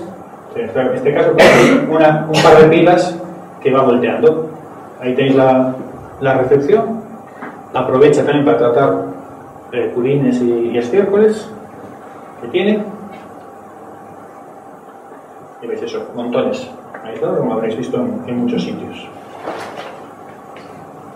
Pues por ejemplo, el tema de los estercoleros, pues ahí tenéis una vía de gestión adecuada. En vez de evitar tener estos acúmulos en mitad del monte o del campo, pues podrían ser gestionados automáticamente o planeados mínimamente en el sitio donde se generan. ¿Qué le falta? Los conocimientos del proceso y materiales complementarios. De esta manera se juntaría todo. Lo que visteis antes. Y eso creo, esa es un poco la idea del planteamiento de cómo se podría establecer una sinergia de lugar de generación de gran cantidad de materia orgánica, lugar de consumo o de aprovechamiento real de esa materia orgánica transformada, y lugar donde hay espacio, donde hay recursos, donde hay agua, etcétera, etcétera, necesidad. Pues de ahí pasamos a obtener esto, el compost. En el sentido de que no es lo mismo, cuando también hablamos de compost y os hablan de compost, ojo, es como el vino, no todos los vinos son iguales. De esos dos, ¿con cuál os quedaréis? Esa es la planta de Galicia. No es una planta de Francia. Lo que os decía, si partimos de esto, como mucho vais a obtener esto. Veis una foto real de la misma planta. Vale. Esto es compost, teóricamente. Afortunadamente ahora legalmente, si no viene de recogida selectiva, no se puede denominar compost, pero depende de pasar por ahí. Pero si queremos llegar a esto, a un material que una vez cribado tiene este aspecto, y podemos utilizarlo cerrando el ciclo, tenemos que tener clara un poco este mensaje, que es de Estados Unidos, de Texas, que el compost es lo que fue para la cena. Lo que sobró de la cena es lo que a partir de lo cual se compuso el compost, que viene la palabra compost. Vale, pues un poco esta idea y no esta. Vale. No es basura orgánica, es un recurso orgánico que podemos aprovechar. Pasa que nos meten este mensaje continuamente. Legislación, esto lo paso muy rápido, pero bueno, para que veáis, afortunadamente ya desde el 2008, ahora lo han actualizado para acordar unas cuantas cosas, pero bueno, hay una definición legal de compost que se echaba de menos, que ya lo define como higienizado y estabilizado, ¿vale? Es muy importante, obtenido mediante descomposición biológica aerobia, incluyendo fase termofílica. Eso quiere decir que tiene que haber habido oxígeno y que tiene que haber habido calor, ¿vale? A unas temperaturas, a unos ciertos niveles, de materiales orgánicos. Define 3 tipos de compost según la materia prima. Y para que veáis la importancia de la calidad de la materia inicial, vale, esto es un trabajo que realizó la gente de Montserrat Solela, de Cataluña, que serían las 3 clases de calidades del compost. Se define en cuanto a su contenido de metales pesados. Clase A sería de máxima calidad, clase B, clase C, y a partir de clase C ya deja de ser considerado compost y normalmente no puede ser aplicado en el campo generalmente. Clase C es aplicable con restricciones, vale, con lo cual realmente lo que interesa es A y B. Bueno, pues veis, el de recogida selectiva de calidad, pues tenemos aproximadamente, al menos en las plantas que se muestrearon, casi un 10% producida en clase A, más de un 85% clase B y el resto clase C y alguno se pasaba. Cuando ya no hay recogida selectiva, ya no hay ninguna de clase A, prácticamente el 20% puede llegar a clase B y ya la mayoría son clase C o ya ni siquiera puede ser considerado compost. En el caso de globos de depuradora, pues bueno, ya depende de la composición, del núcleo urbano que siga de realidad, y en el caso de los estiércoles también, ojo, depende de lo que esté, de lo que haya en los piensos, etcétera, el animal puede tener más o menos metales pesados en sus excreciones. Beneficios. ¿Por qué interesa el tema del compost? Os explicaba al principio no solo la pérdida de materia orgánica de los suelos, pero es que además unos suelos ricos en materia orgánica mejoran por varios aspectos. Por un lado, las cualidades físicas. Es un suelo más poroso, mejor aireado, con lo cual la capacidad de retención de agua, la retención hídrica es más importante, absorbe mejor el agua, ¿vale? No la pierde tanto, la retiene, puede aprovechar agua del rocío. Incluso en Jaén es muy común que alrededor de los olivos hay una capa de compost para que el agua del rocío por la noche la absorban y puedan reducir el riego. Calidades químicas del suelo, materia orgánica estabilizada, oligoelementos, que es muy importante, es decir, los NPKs famosos, vale, aportan nitrógeno, fósforo y potasio, pero toda una serie de micronutrientes y oligoelementos muy importantes para las plantas, como son para nosotros los organismos, que no se están aportando, por lo cual se está consumiendo del suelo cada vez más hasta que un momento que se irán agotando. De esta manera se los estamos devolviendo.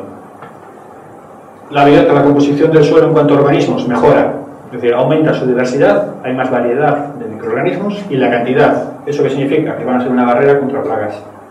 ¿Vale? Primero tendrían que cargárselas a ellas. Y también mejoran la disponibilidad de nutrientes en el suelo, porque siguen trabajando en el suelo y le dan a la planta algunos nutrientes que no los aporta el compost, pero sí estaban en el suelo y la planta no podía disponer de ellos. Indirectamente, si el suelo es más fácil de trabajar, está más suelto, hay un ahorro energético. Pues la maquinaria, además, no es tan difícil. No tienes tanta necesidad de fertilizantes, con lo cual no solo es el ahorro económico, sino el ahorro energético de su generación. Menos gases de efecto invernadero que se producen, y aparte un suelo rico en materia orgánica puede funcionar como captador de carbono de CO2 del suelo. La aplicación es uno de los factores importantes de cómo se aplica. Bueno, no voy a entrar en ello, pero mira, por ejemplo, estos son olivos, se está haciendo creaciones periódicas de compostaje, veis que doblados por las aceitunas, prados de cereal y un buen nabo. Eso, pues. Esto me lo salto, porque si no, no tenemos tiempo. Sí. Y otro ejemplo, una cosa que estamos haciendo en Noain, en Pamplona, bueno, perdón, al lado de Pamplona, el avicompo o el compo gallinero. Vale, otro modelo de sinergias. ¿Ahí qué hacemos? Juntamos alimentación animal con compostaje. Está en el, si habéis ido alguna vez, si no os lo recomiendo, el Parque de los Sentidos en Noain. Es bonito. Tiene una zona que está para todos los sentidos, el oído, el olfato, el tacto, y la del gusto es una huerta ecológico, donde se recoge, bueno, pues ahí, cerquita, está montado el avicompo. Ya funcionando desde el 1 de enero de este año, para 28 familias voluntarias, unas 80 personas, y hasta el mes de julio, hasta el mes de agosto, llevan a gestionar más de 2.000 toneladas de restos orgánicos y habían recogido más de 1.000 huevos y producidos unas 400 kilos. No puede ser, 1.000 kilos. Ah, esos 1.000 kilos, perdón, 1.000 kilos. Perdón, dicho un error, sí. Perdón. Se hace presentaciones por la noche. Y 400 kilos eso de compost de clase A. ¿Cómo funciona?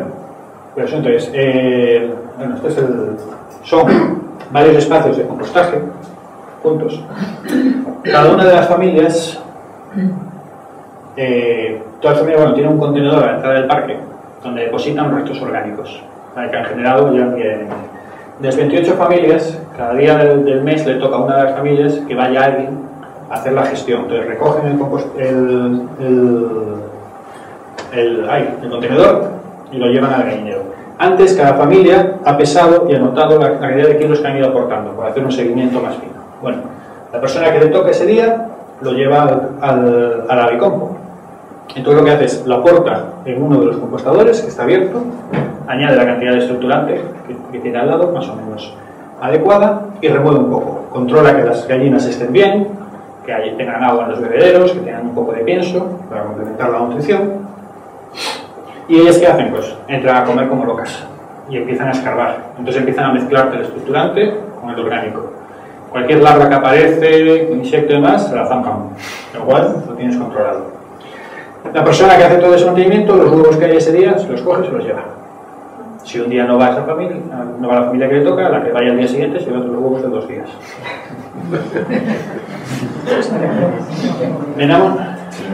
Vamos gestionando precisamente eso, unos 12 kilogramos día se están recogiendo. Al cabo de unas 8 semanas se llena completamente el compostador, entonces cuando se hace el trasvase. Se remueve todo, se pasa el de al lado, este vuelve a quedar vacío para volver a introducir y este se clausura, pero lo que se clausura para que no entren las gallinas. Lo que se añaden lombrices para que vayan y sigan ellas haciendo la labor, pero las gallinas ya no tienen acceso a ello. Si alguna lombriz se hace la lista y se pasa a pues bueno, su funeral.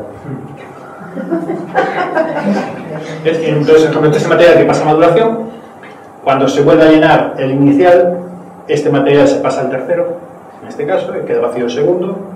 Cuando vuelve a llenar el primero, pues el segundo pasa al tercero porque ya se habrá reducido tanto que cabe igual, y después se van vaciando. Bueno, ya ha aparecido en prensa y tal, la gente de Montes está encantada. Y por ahora, bien, se va a montar algún otro por ahí cerca, entonces estamos muy contentos. Y para acabar, si no estáis muy cansados, os cuento 4 anécdotas de que esto no ha sido inventado por nadie en los últimos años. Es decir, lo que siempre hemos generado nosotros como sociedad ha sido residuos orgánicos, es decir, lo que generamos siempre.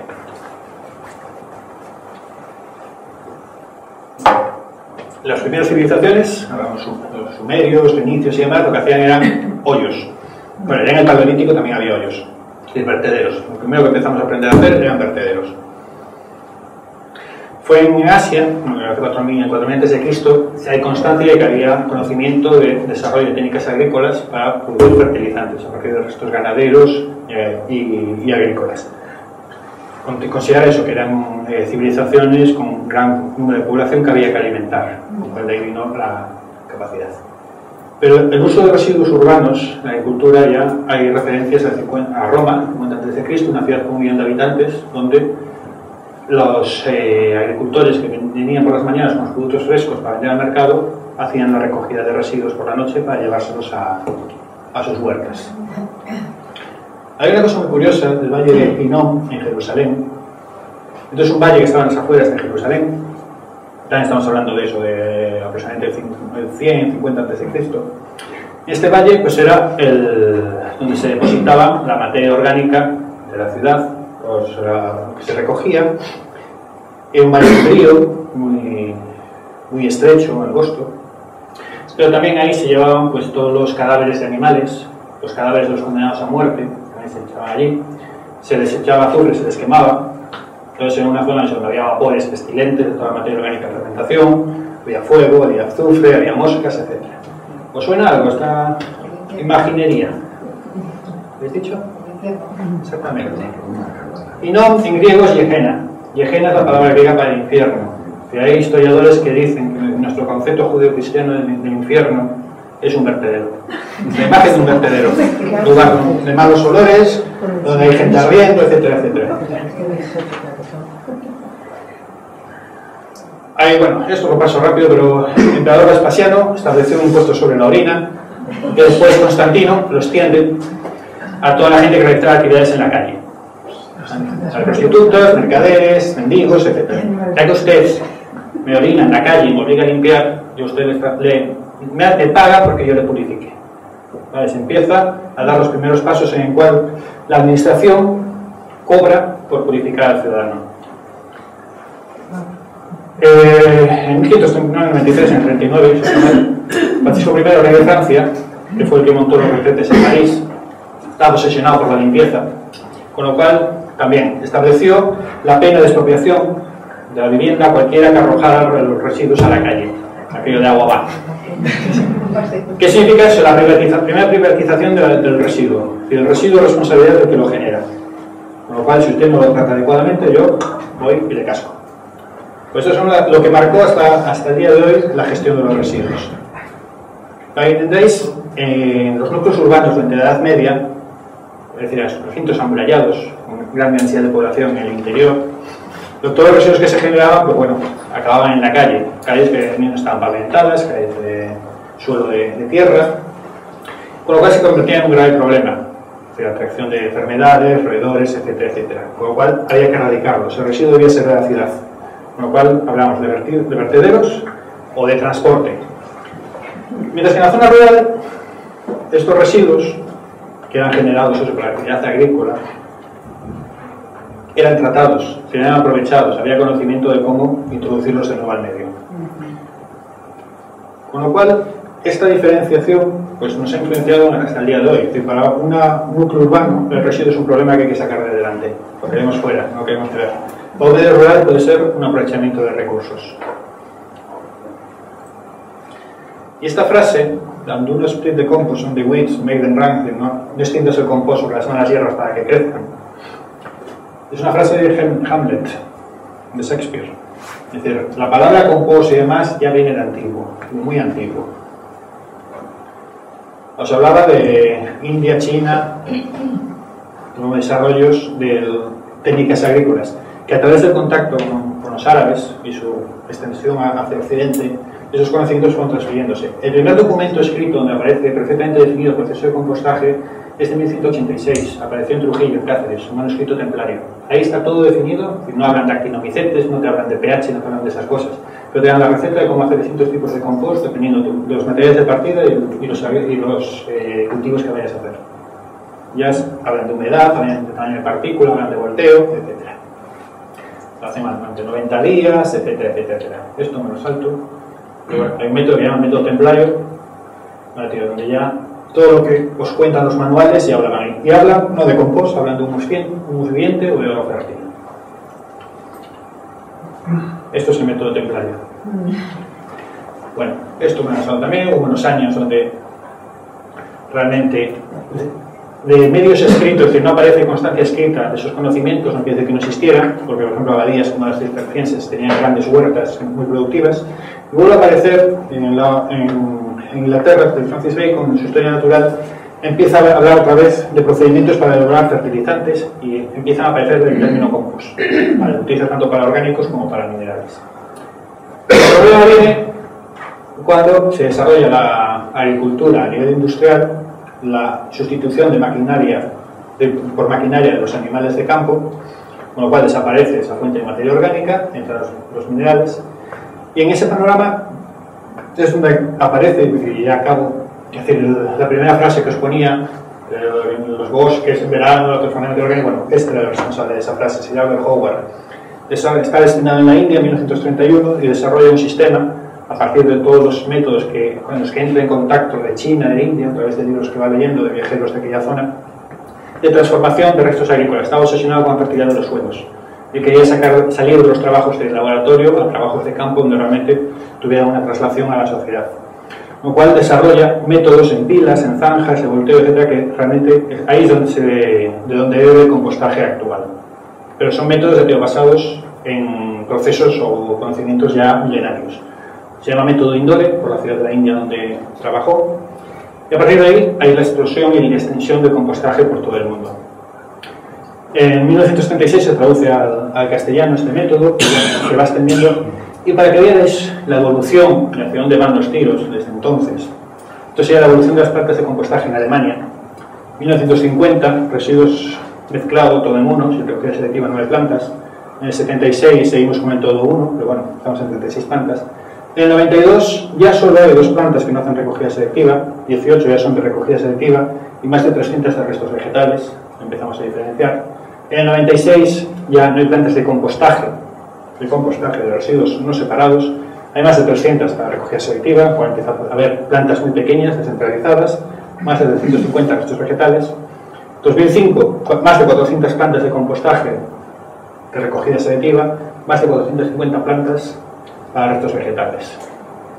En Europa unas 2.000 plantas, en toda Europa. ¿Vale? 40% solo de restos vegetales, para diferenciar. Con lo cual, eso, veis la tendencia, es decir, que no estamos inventando nada nuevo, no estamos hablando algo aquí de algo que no se haga en ningún otro sitio, etc.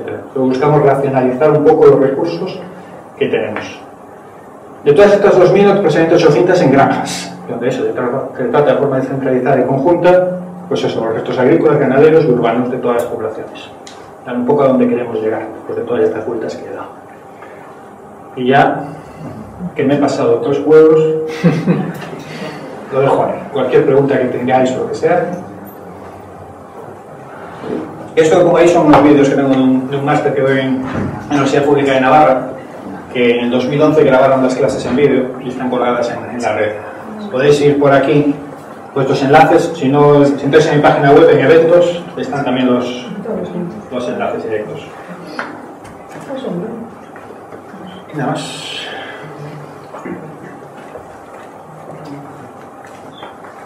Pues se me ha achacado, Estamos callados un rato, Yo Ya veo. Mira, perdona, no soy de Barrabecho de entrada. Vale, ez naiz. Eta euskara zapur bat egingo du. Zuk ulertzen duzu? Gero egiten duzu. Ni naiz hondakinen kudeaketa eta tratamenduak honek esan dauena, baina euskeraz. Hemen, unibertsitatean egiten dugu eta gaude gai honegaz oso lotuta. Soy el director de un máster de gestión y tratamiento de de hondaquina, de residuos. Lo hacemos todo en euskera, nos ha costado lo imposible, más difícil que hacer compost, que eso es muy fácil. Entonces, pues decirte que me ha encantado todo esto, porque en Vizcaya pues nos obligan a echar todo junto, a que vaya la incineradora, que es la Skolplovich, que son las que ganan, la FCC. Hay un sistema de recogida de residuos sólidos urbanos que no es casualidad que dependa todo de la Diputación Foral de Vizcaya, que es la que nos está montando la incineradora, la planta de tratamiento mecánico-biológico, y nos dice el señor Bilbao, diputado de la Diputación Foral de Vizcaya, y el alcalde Azcuna: no tengáis ningún problema como en Guipúzcoa, echarnos todo junto, porque todo junto lo llevamos a la planta de tratamiento mecánico-biológico que le damos de comer, lo convertimos en combustibles derivados de residuos, los CDR famosos, y ahí empieza ya otro mercadeo, y cuando veo todo eso, pues mi ánimo es Gora Guipúzcoa. O sea, la recogida puerta a puerta, selectivo, cómo están haciendo compost y cómo se están boicoteando, pues yo creo que es digno de que sea mencionado aquí, y a mí en la medida que me corresponde lo digo. Te invito a que vengas a nuestro curso, que va a empezar dentro de poco, y te enseñaremos a hacer, nos enseñarás a hacer el compost que estamos haciendo con todo eso. Es una invitación formal que te hago, te dejo, para el que quiera también tengo más chuletitas, porque es un poco de propaganda, ¿no? Perdona, pero... ¿Vale? Es que recasco, eso, ¿no? Vale. Pues dice, arte pasado da título propio, o sea, como máster, hola, banda, eta parkatu, sando desmesura, la rabecho tarras, igual habría que concretar, bueno, entre todos, aunque tú has explicado un poco el tema de Austria, que es el motivo, ¿no? Sí. O sea, una cosa es cómo se hace el compost, qué cosas hay que tener en cuenta, pero a la escala en que estamos en Arrabecho, pues con una población de 2.000 habitantes, eso en la práctica, o qué, o no se va a tratar ese punto, o... A ver, es que me pareció que entraba mucho en detalle el proceso y por eso la parte lo eché hacia atrás.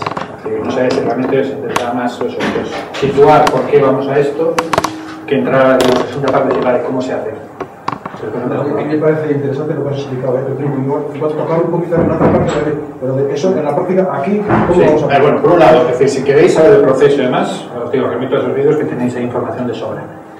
¿Qué hacer? A ver, un poco he marcado las pautas. Por un lado, la calidad de la recogida. Tiene que ser recogida de calidad, sin impropios. Porque eso es lo que te permite hacer el tratamiento no solo muy sencillo, sino que encima te ahorras otros elementos de climas que tengan que ser con electroimanes, etcétera, la calidad del compost la aseguras. Tienes ya esa ventaja. Dos, el espacio lo tenéis, lo he estado viendo hoy. ¿Qué os falta? Asegurar el material estructurante. La otra clave, porque es un material que va a ser en principio relacionado con ciertos momentos del año. O vais que buscar en otoño e invierno me va a sobrar, entre comillas, en verano, primavera, verano me va a faltar. Y otras mayores. Si yo, cuando hablé del material estructurante, veis que era siempre material triturado, un tamaño de partícula pequeño.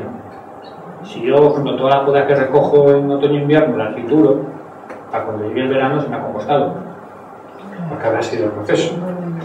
Entonces ahí tenéis, es decir, hay una labor de gestión de buscar qué fuentes hay para el crío orgánico, cómo se puede almacenar y gestionar.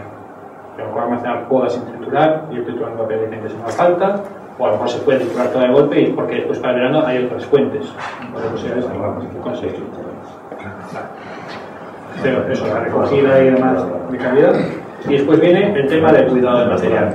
Tienes que asegurar una mezcla homogénea, que no solo disponer de suficientes sustancias, sino mezclarlo adecuadamente, para que la humedad no se te pase, porque si estamos metiendo materia fresca sin estructurante o sin mezclar, vas a tener pelotas chorreantes de materia orgánica fresca rodeadas de estructurante, lo cual no te sirve de nada. Cuando remuevas eso, apesta. Entonces, mezclarlo bien. ¿Eso que es? Pues horas de trabajo o algún elemento de mezclado más o menos automático. Puedes imaginar una hormigonera así, para que tengamos idea de cosas muy sencillas que se pueden aprovechar. Después, tiempo. Darle tiempo a que los organismos trabajen ahí. Que tienes que asegurar de las mejores condiciones. Eso quiere decir que no se te apelmace, que no se te aplaste y que no se te seque o se te empape. Con lo cual eso, proteger un poco de la climatología.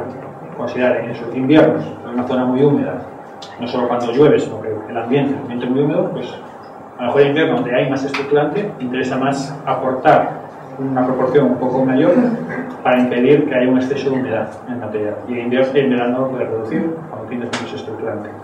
Entonces, ¿eso que necesitas? Pues de vez en cuando remover para que aquello se vuelva a oxigenar y de vez en cuando regar si hace falta. Con eso completas la fase inicial de fermentación. Entramos en maduración. Has tenido una mengua en volumen del material. Tienes aproximadamente un 60%, incluso la mitad de lo que tenías inicialmente. Bueno, pues esto lo muevo. Lo tengo que volver a mezclar para que vuelva a estar homogéneo. Poner de una forma donde haya la menor relación superficie y volumen para que retenga el poco calor que todavía pueda generar y no se mezcle demasiado. Y ahí empieza la fase de maduración. Eso a lo mejor lo puedo mezclar con otras partidas que haya tenido, como si esto fuera que no se esa tarde. Un lote de un mes. ¿Vale? Cuando acabe ese mes, empieza un lote de otro mes. Cuando el primer material ha completado su primer mes de fermentación, podemos considerar que entra en la fase de maduración del proceso. Cuando el lote que empezó el segundo mes también entra en su mes de maduración, son dos materiales, aunque vayan un mes de diferencia, entran en una fase de proceso que, como es más lenta, enseguida se puede considerar que están en unas condiciones muy parecidas, con lo cual los puedo juntar. Entonces puedo hacer ya un tratamiento conjunto de esa materia de maduración. Como lo que explicaba antes, ha habido una sucesión ecológica de otros organismos trabajando ahí, la materia orgánica ya está parcialmente descompuesta, está mucho más avanzada, con lo cual el proceso es menos exigente, necesita menos cuidados. Eso significa que no tienes que tratarlo tanto, no tienes que preocuparte tanto por él, de removerlo, de darle volteo, la humedad la puedes controlar un poquito mejor, igual ya tienes ese material. Y ahora entra lo que le digo, ¿qué quieres? ¿Un vino joven, un reserva, un gran reserva? ¿Para qué vais a utilizar ese compost? Es otra pregunta que tenéis que haceros. En base a eso podéis decir, vale, por la maduración la hago de que el proceso esté acabado en 3-4 meses, me voy a 6 meses o me voy a un año. Ya depende de qué uso queráis darle.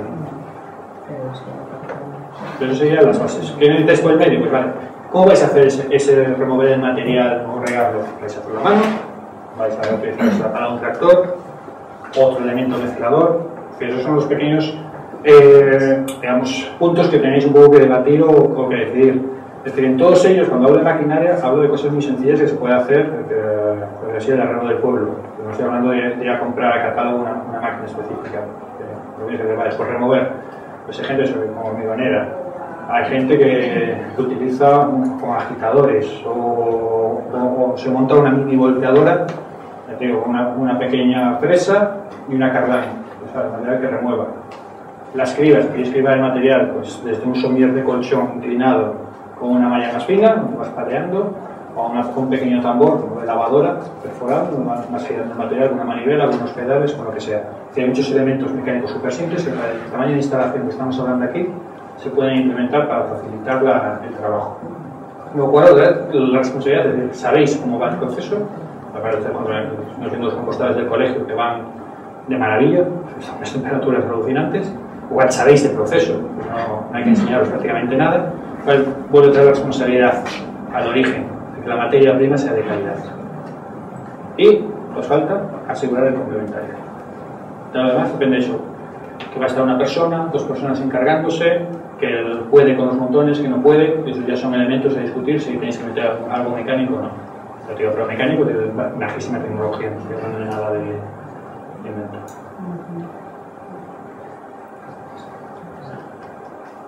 Yo tampoco creo que la Ramitsu para poder llevar algo, porque esto se trata de darlo a conocer. ¿Cuál es la operativa exacta en un pueblo como la Ramitsu, con una escala de este tipo? Pero ya no en cuanto a producción de compost técnicamente, sino quién recoge, ¿Cuántos son los que recogen? Cada uno se lo lleva a su casa. ¿Cuánto cobra? ¿De quién cobra? O sea, ¿cuál es la operativa de una propuesta de este En el tipo? modelo austríaco, es decir, el agricultor, que son ganaderos de la zona, ya dependerá del espacio que tenga, de la disponibilidad de maquinaria, etcétera, pues puede ser uno, pueden ser varios. Eso, como os digo, la ciudad es una ciudad más grande de Austria, pues eso, son varias granjas que se reparten el residuo. Hay otros pueblos pequeños que con una sola granja, un solo agricultor, ya tiene espacio suficiente y capacidad suficiente de gestionar eso. Por ahí, eso ya depende. Es un servicio público, bueno, es un servicio que da la población, con lo cual cobra del ayuntamiento o de la comunidad de la zona. ¿Y en qué? ¿En función de que en su paridad con el servicio de recogida habitual de basura? Eso ya cada cual se negocia. Quiero decir, él da un servicio, digamos, más completo, pero necesario con menos gastos. Porque tiene su maquinaria propia de recogida, lo que se le facilita pues, a la población los cubos de recogida, a lo mejor se da una subvención para la maquinaria que pueda necesitar. Lo que se les da es apoyo técnico y apoyo de conocimiento, eso sí se establece. Digamos, hay como una escuela de compostaje responsable de no solo formar a esta gente, sino hacerles un seguimiento. No se les dice, no, lo vas a hacer tú, no te preocupes, actividad. Muy bien, y ya cuando lo tengas nos avisas, no. Entonces se le está encima, se le da una formación, hay que tener, digamos, una especie de titulación, y a partir de ahí, pues ya el apoyo, o sea, todo el apoyo que necesite y demás. ¿Qué se le exige? Calidad. Realmente, que no puede cogerlo para hacer cualquier cosa. Entonces, digamos, hay unos controles. Claro, ¿qué estás produciendo? A base de lo que te estás llegando de los pueblos y demás, ¿qué estás produciendo? Otra cosa es que lo consuma, o lo venda, o consuma una parte y venda otra. Eso ya es asunto de él. No es que en un caso no me escala, pero hay un control de cómo lo está haciendo y qué calidad está obteniendo. Te pido peso en Austria. Aquí, pues ya, ahí no me meto cómo lo vais a hacer o cómo lo van a hacer. Eso es eso. Podemos contar un poquito cómo en qué momento está esa situación, ¿no? Nosotros digamos que estuvimos estudiando diferentes posibilidades para tratar el orgánico que se producía en el pueblo y de repente un día conocimos a Ramón, que es el que nos habló de este modelo, y de alguna forma nos pareció que era el que reunía pues, un montón de virtudes, ¿no? Porque aparecía un poco lo de la vuelta a la tierra, la vuelta en el lugar, el apoyo a la agricultura, el refuerzo de la actividad local, etc. Entonces, ¿cómo está esa situación ahora? Pues bueno, a partir de, queremos empezar el día 7 de octubre, 30 familias voluntarias empezarán a separar sus restos, dejarlos en un cubo separados, y un agricultor lo recogerá para llevar a una huerta, a su huerta. Entonces, este año nos va a servir, digamos, para evaluar un poco, claro, cantidades que son teóricas en este momento, de cuánto se puede recoger cada día. Pues estimamos que con 30 familias pueden ser 50 kilos. Se va a recoger 3 días a la semana, son 150 kilos.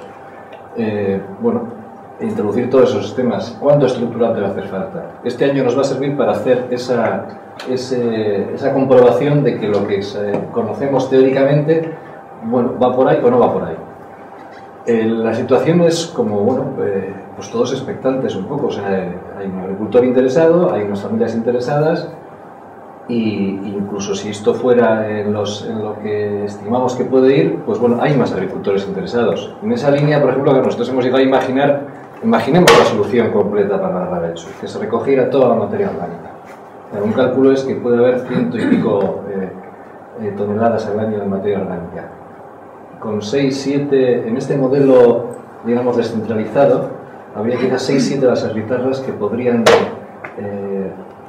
o sea, que recogerían todas esas, repartidos por zonas, evidentemente. En este primer año, pues bueno, serán los 30, se irá pasando, pues 6-7, podrían recoger, la viña repartida en 6-7 zonas, 6-7 huertas que se abastecerían de esa materia orgánica y lo utilizarían como compost.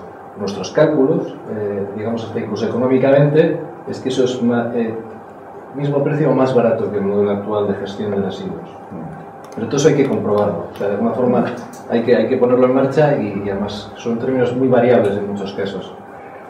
Entonces, bueno, la ilusión ahora es empezar a hacerlo. Los miembros están en todos los sitios puestos, o sea, hay gente dispuesta a separar, gente dispuesta a compostarlo, gente dispuesta a hacer un seguimiento y y bueno, o tener la ilusión de que el año próximo pueden ser 60. Si va bien, claro, todo esto del tema es si digamos todo va bajo las expectativas o las ilusiones creadas, ¿no? Y bueno, y claro, como esto es un poco también pionero, o sea, existe en Austria, pero no hemos estado en Austria, está un poco lejos, y a través de la Unión pues sabemos algo, pero esto yo creo que también va a ser bueno, más pequeño. O sea, si por ejemplo se cuadrara todo esto, serían 6 pequeños agricultores para un pueblo. Un pueblo pequeño. Para un pueblo pequeño. Pero lo interesante de esto es que esto es como un experimento. O sea, si alguien coge esto cercano, puede transformarlo en algo bueno, aproximado pero distinto, ¿no? Entonces yo creo que la historia esta es que es una idea novedosa y que yo creo que puede poner en marcha muchas otras cosas. O bueno, empezar a rodar. Perdona, el compost resultante, si cada agricultor no... Sí, lo utilizaría el agricultor para su terreno. Además que eso es otra de las como fortalezas que tiene este modelo. Si lo hace el agricultor para su terreno, de alguna forma lo va a hacer lo mejor que pueda. O sea, no es un empleado de eso, sino es que el producto va a ser para su huerto. Con el tema del estructurante, ¿no se podría aprovechar la línea un poco de acción, de conocimiento que tienen con el tema de biomasa? Porque por ejemplo, ya están con el sauce y así ligadizo, ¿no? Produciendo a cortas de 5 o 6 años, que lo trituras perfectamente, ¿no? Y eso cerca de la propia superficie donde se vaya a compostar, que no tengas que dar vueltas, sobre todo para garantizar una etapa inicial, ¿no? Que allí mismo en la propia finca, tener varias hileras de sauce al liso a un marco, pues eso, de medio metro o así, corta y triturar y chispum, ¿no? Perfectamente. El tema de también pasa mucho con el tema de aquí no sé si tanto, pero lo que dices se nota. Con el discurso de la biomasa, pues es exclusivo. Es decir, si hablan de biomasa en el monte ya no puede haber compostaje. Pero hay que quemarlo todo. Pues somos pendulares. O compostamos todo, quemamos todo, incineramos todo, vamos así. Entonces, como el tema de la biomasa, o sea, no toda la madera consigues que sea eficiente para combustión en biomasa. Hay maderas que sí, y trozos de madera verde, matorral de bajo monte, etcétera, que no es apta o no es aconsejable utilizar en biomasa por lo que produce en la combustión, por lo que genera. Pues eso sí sería perfectamente aprovechable en compostaje, con sinergia con los restos orgánicos, eso de pueblos o de depuradoras pequeñas, etcétera.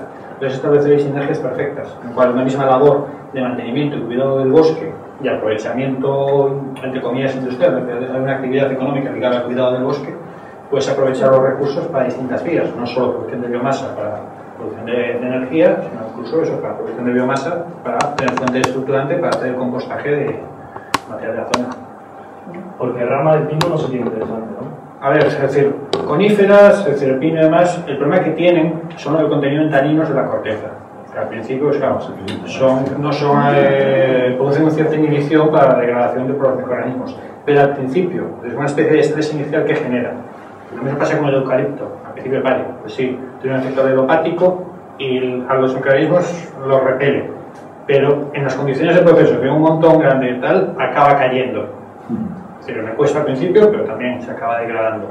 ¿Vale? Entonces, son materiales que sí se pueden utilizar. ¿Qué pasa? A lo mejor el compost final, pues claro, no tiene la misma calidad si utilizas otro tipo de madera. Pero si no hay otra cosa, son perfectamente utilizables. Si no podemos elegir, venga.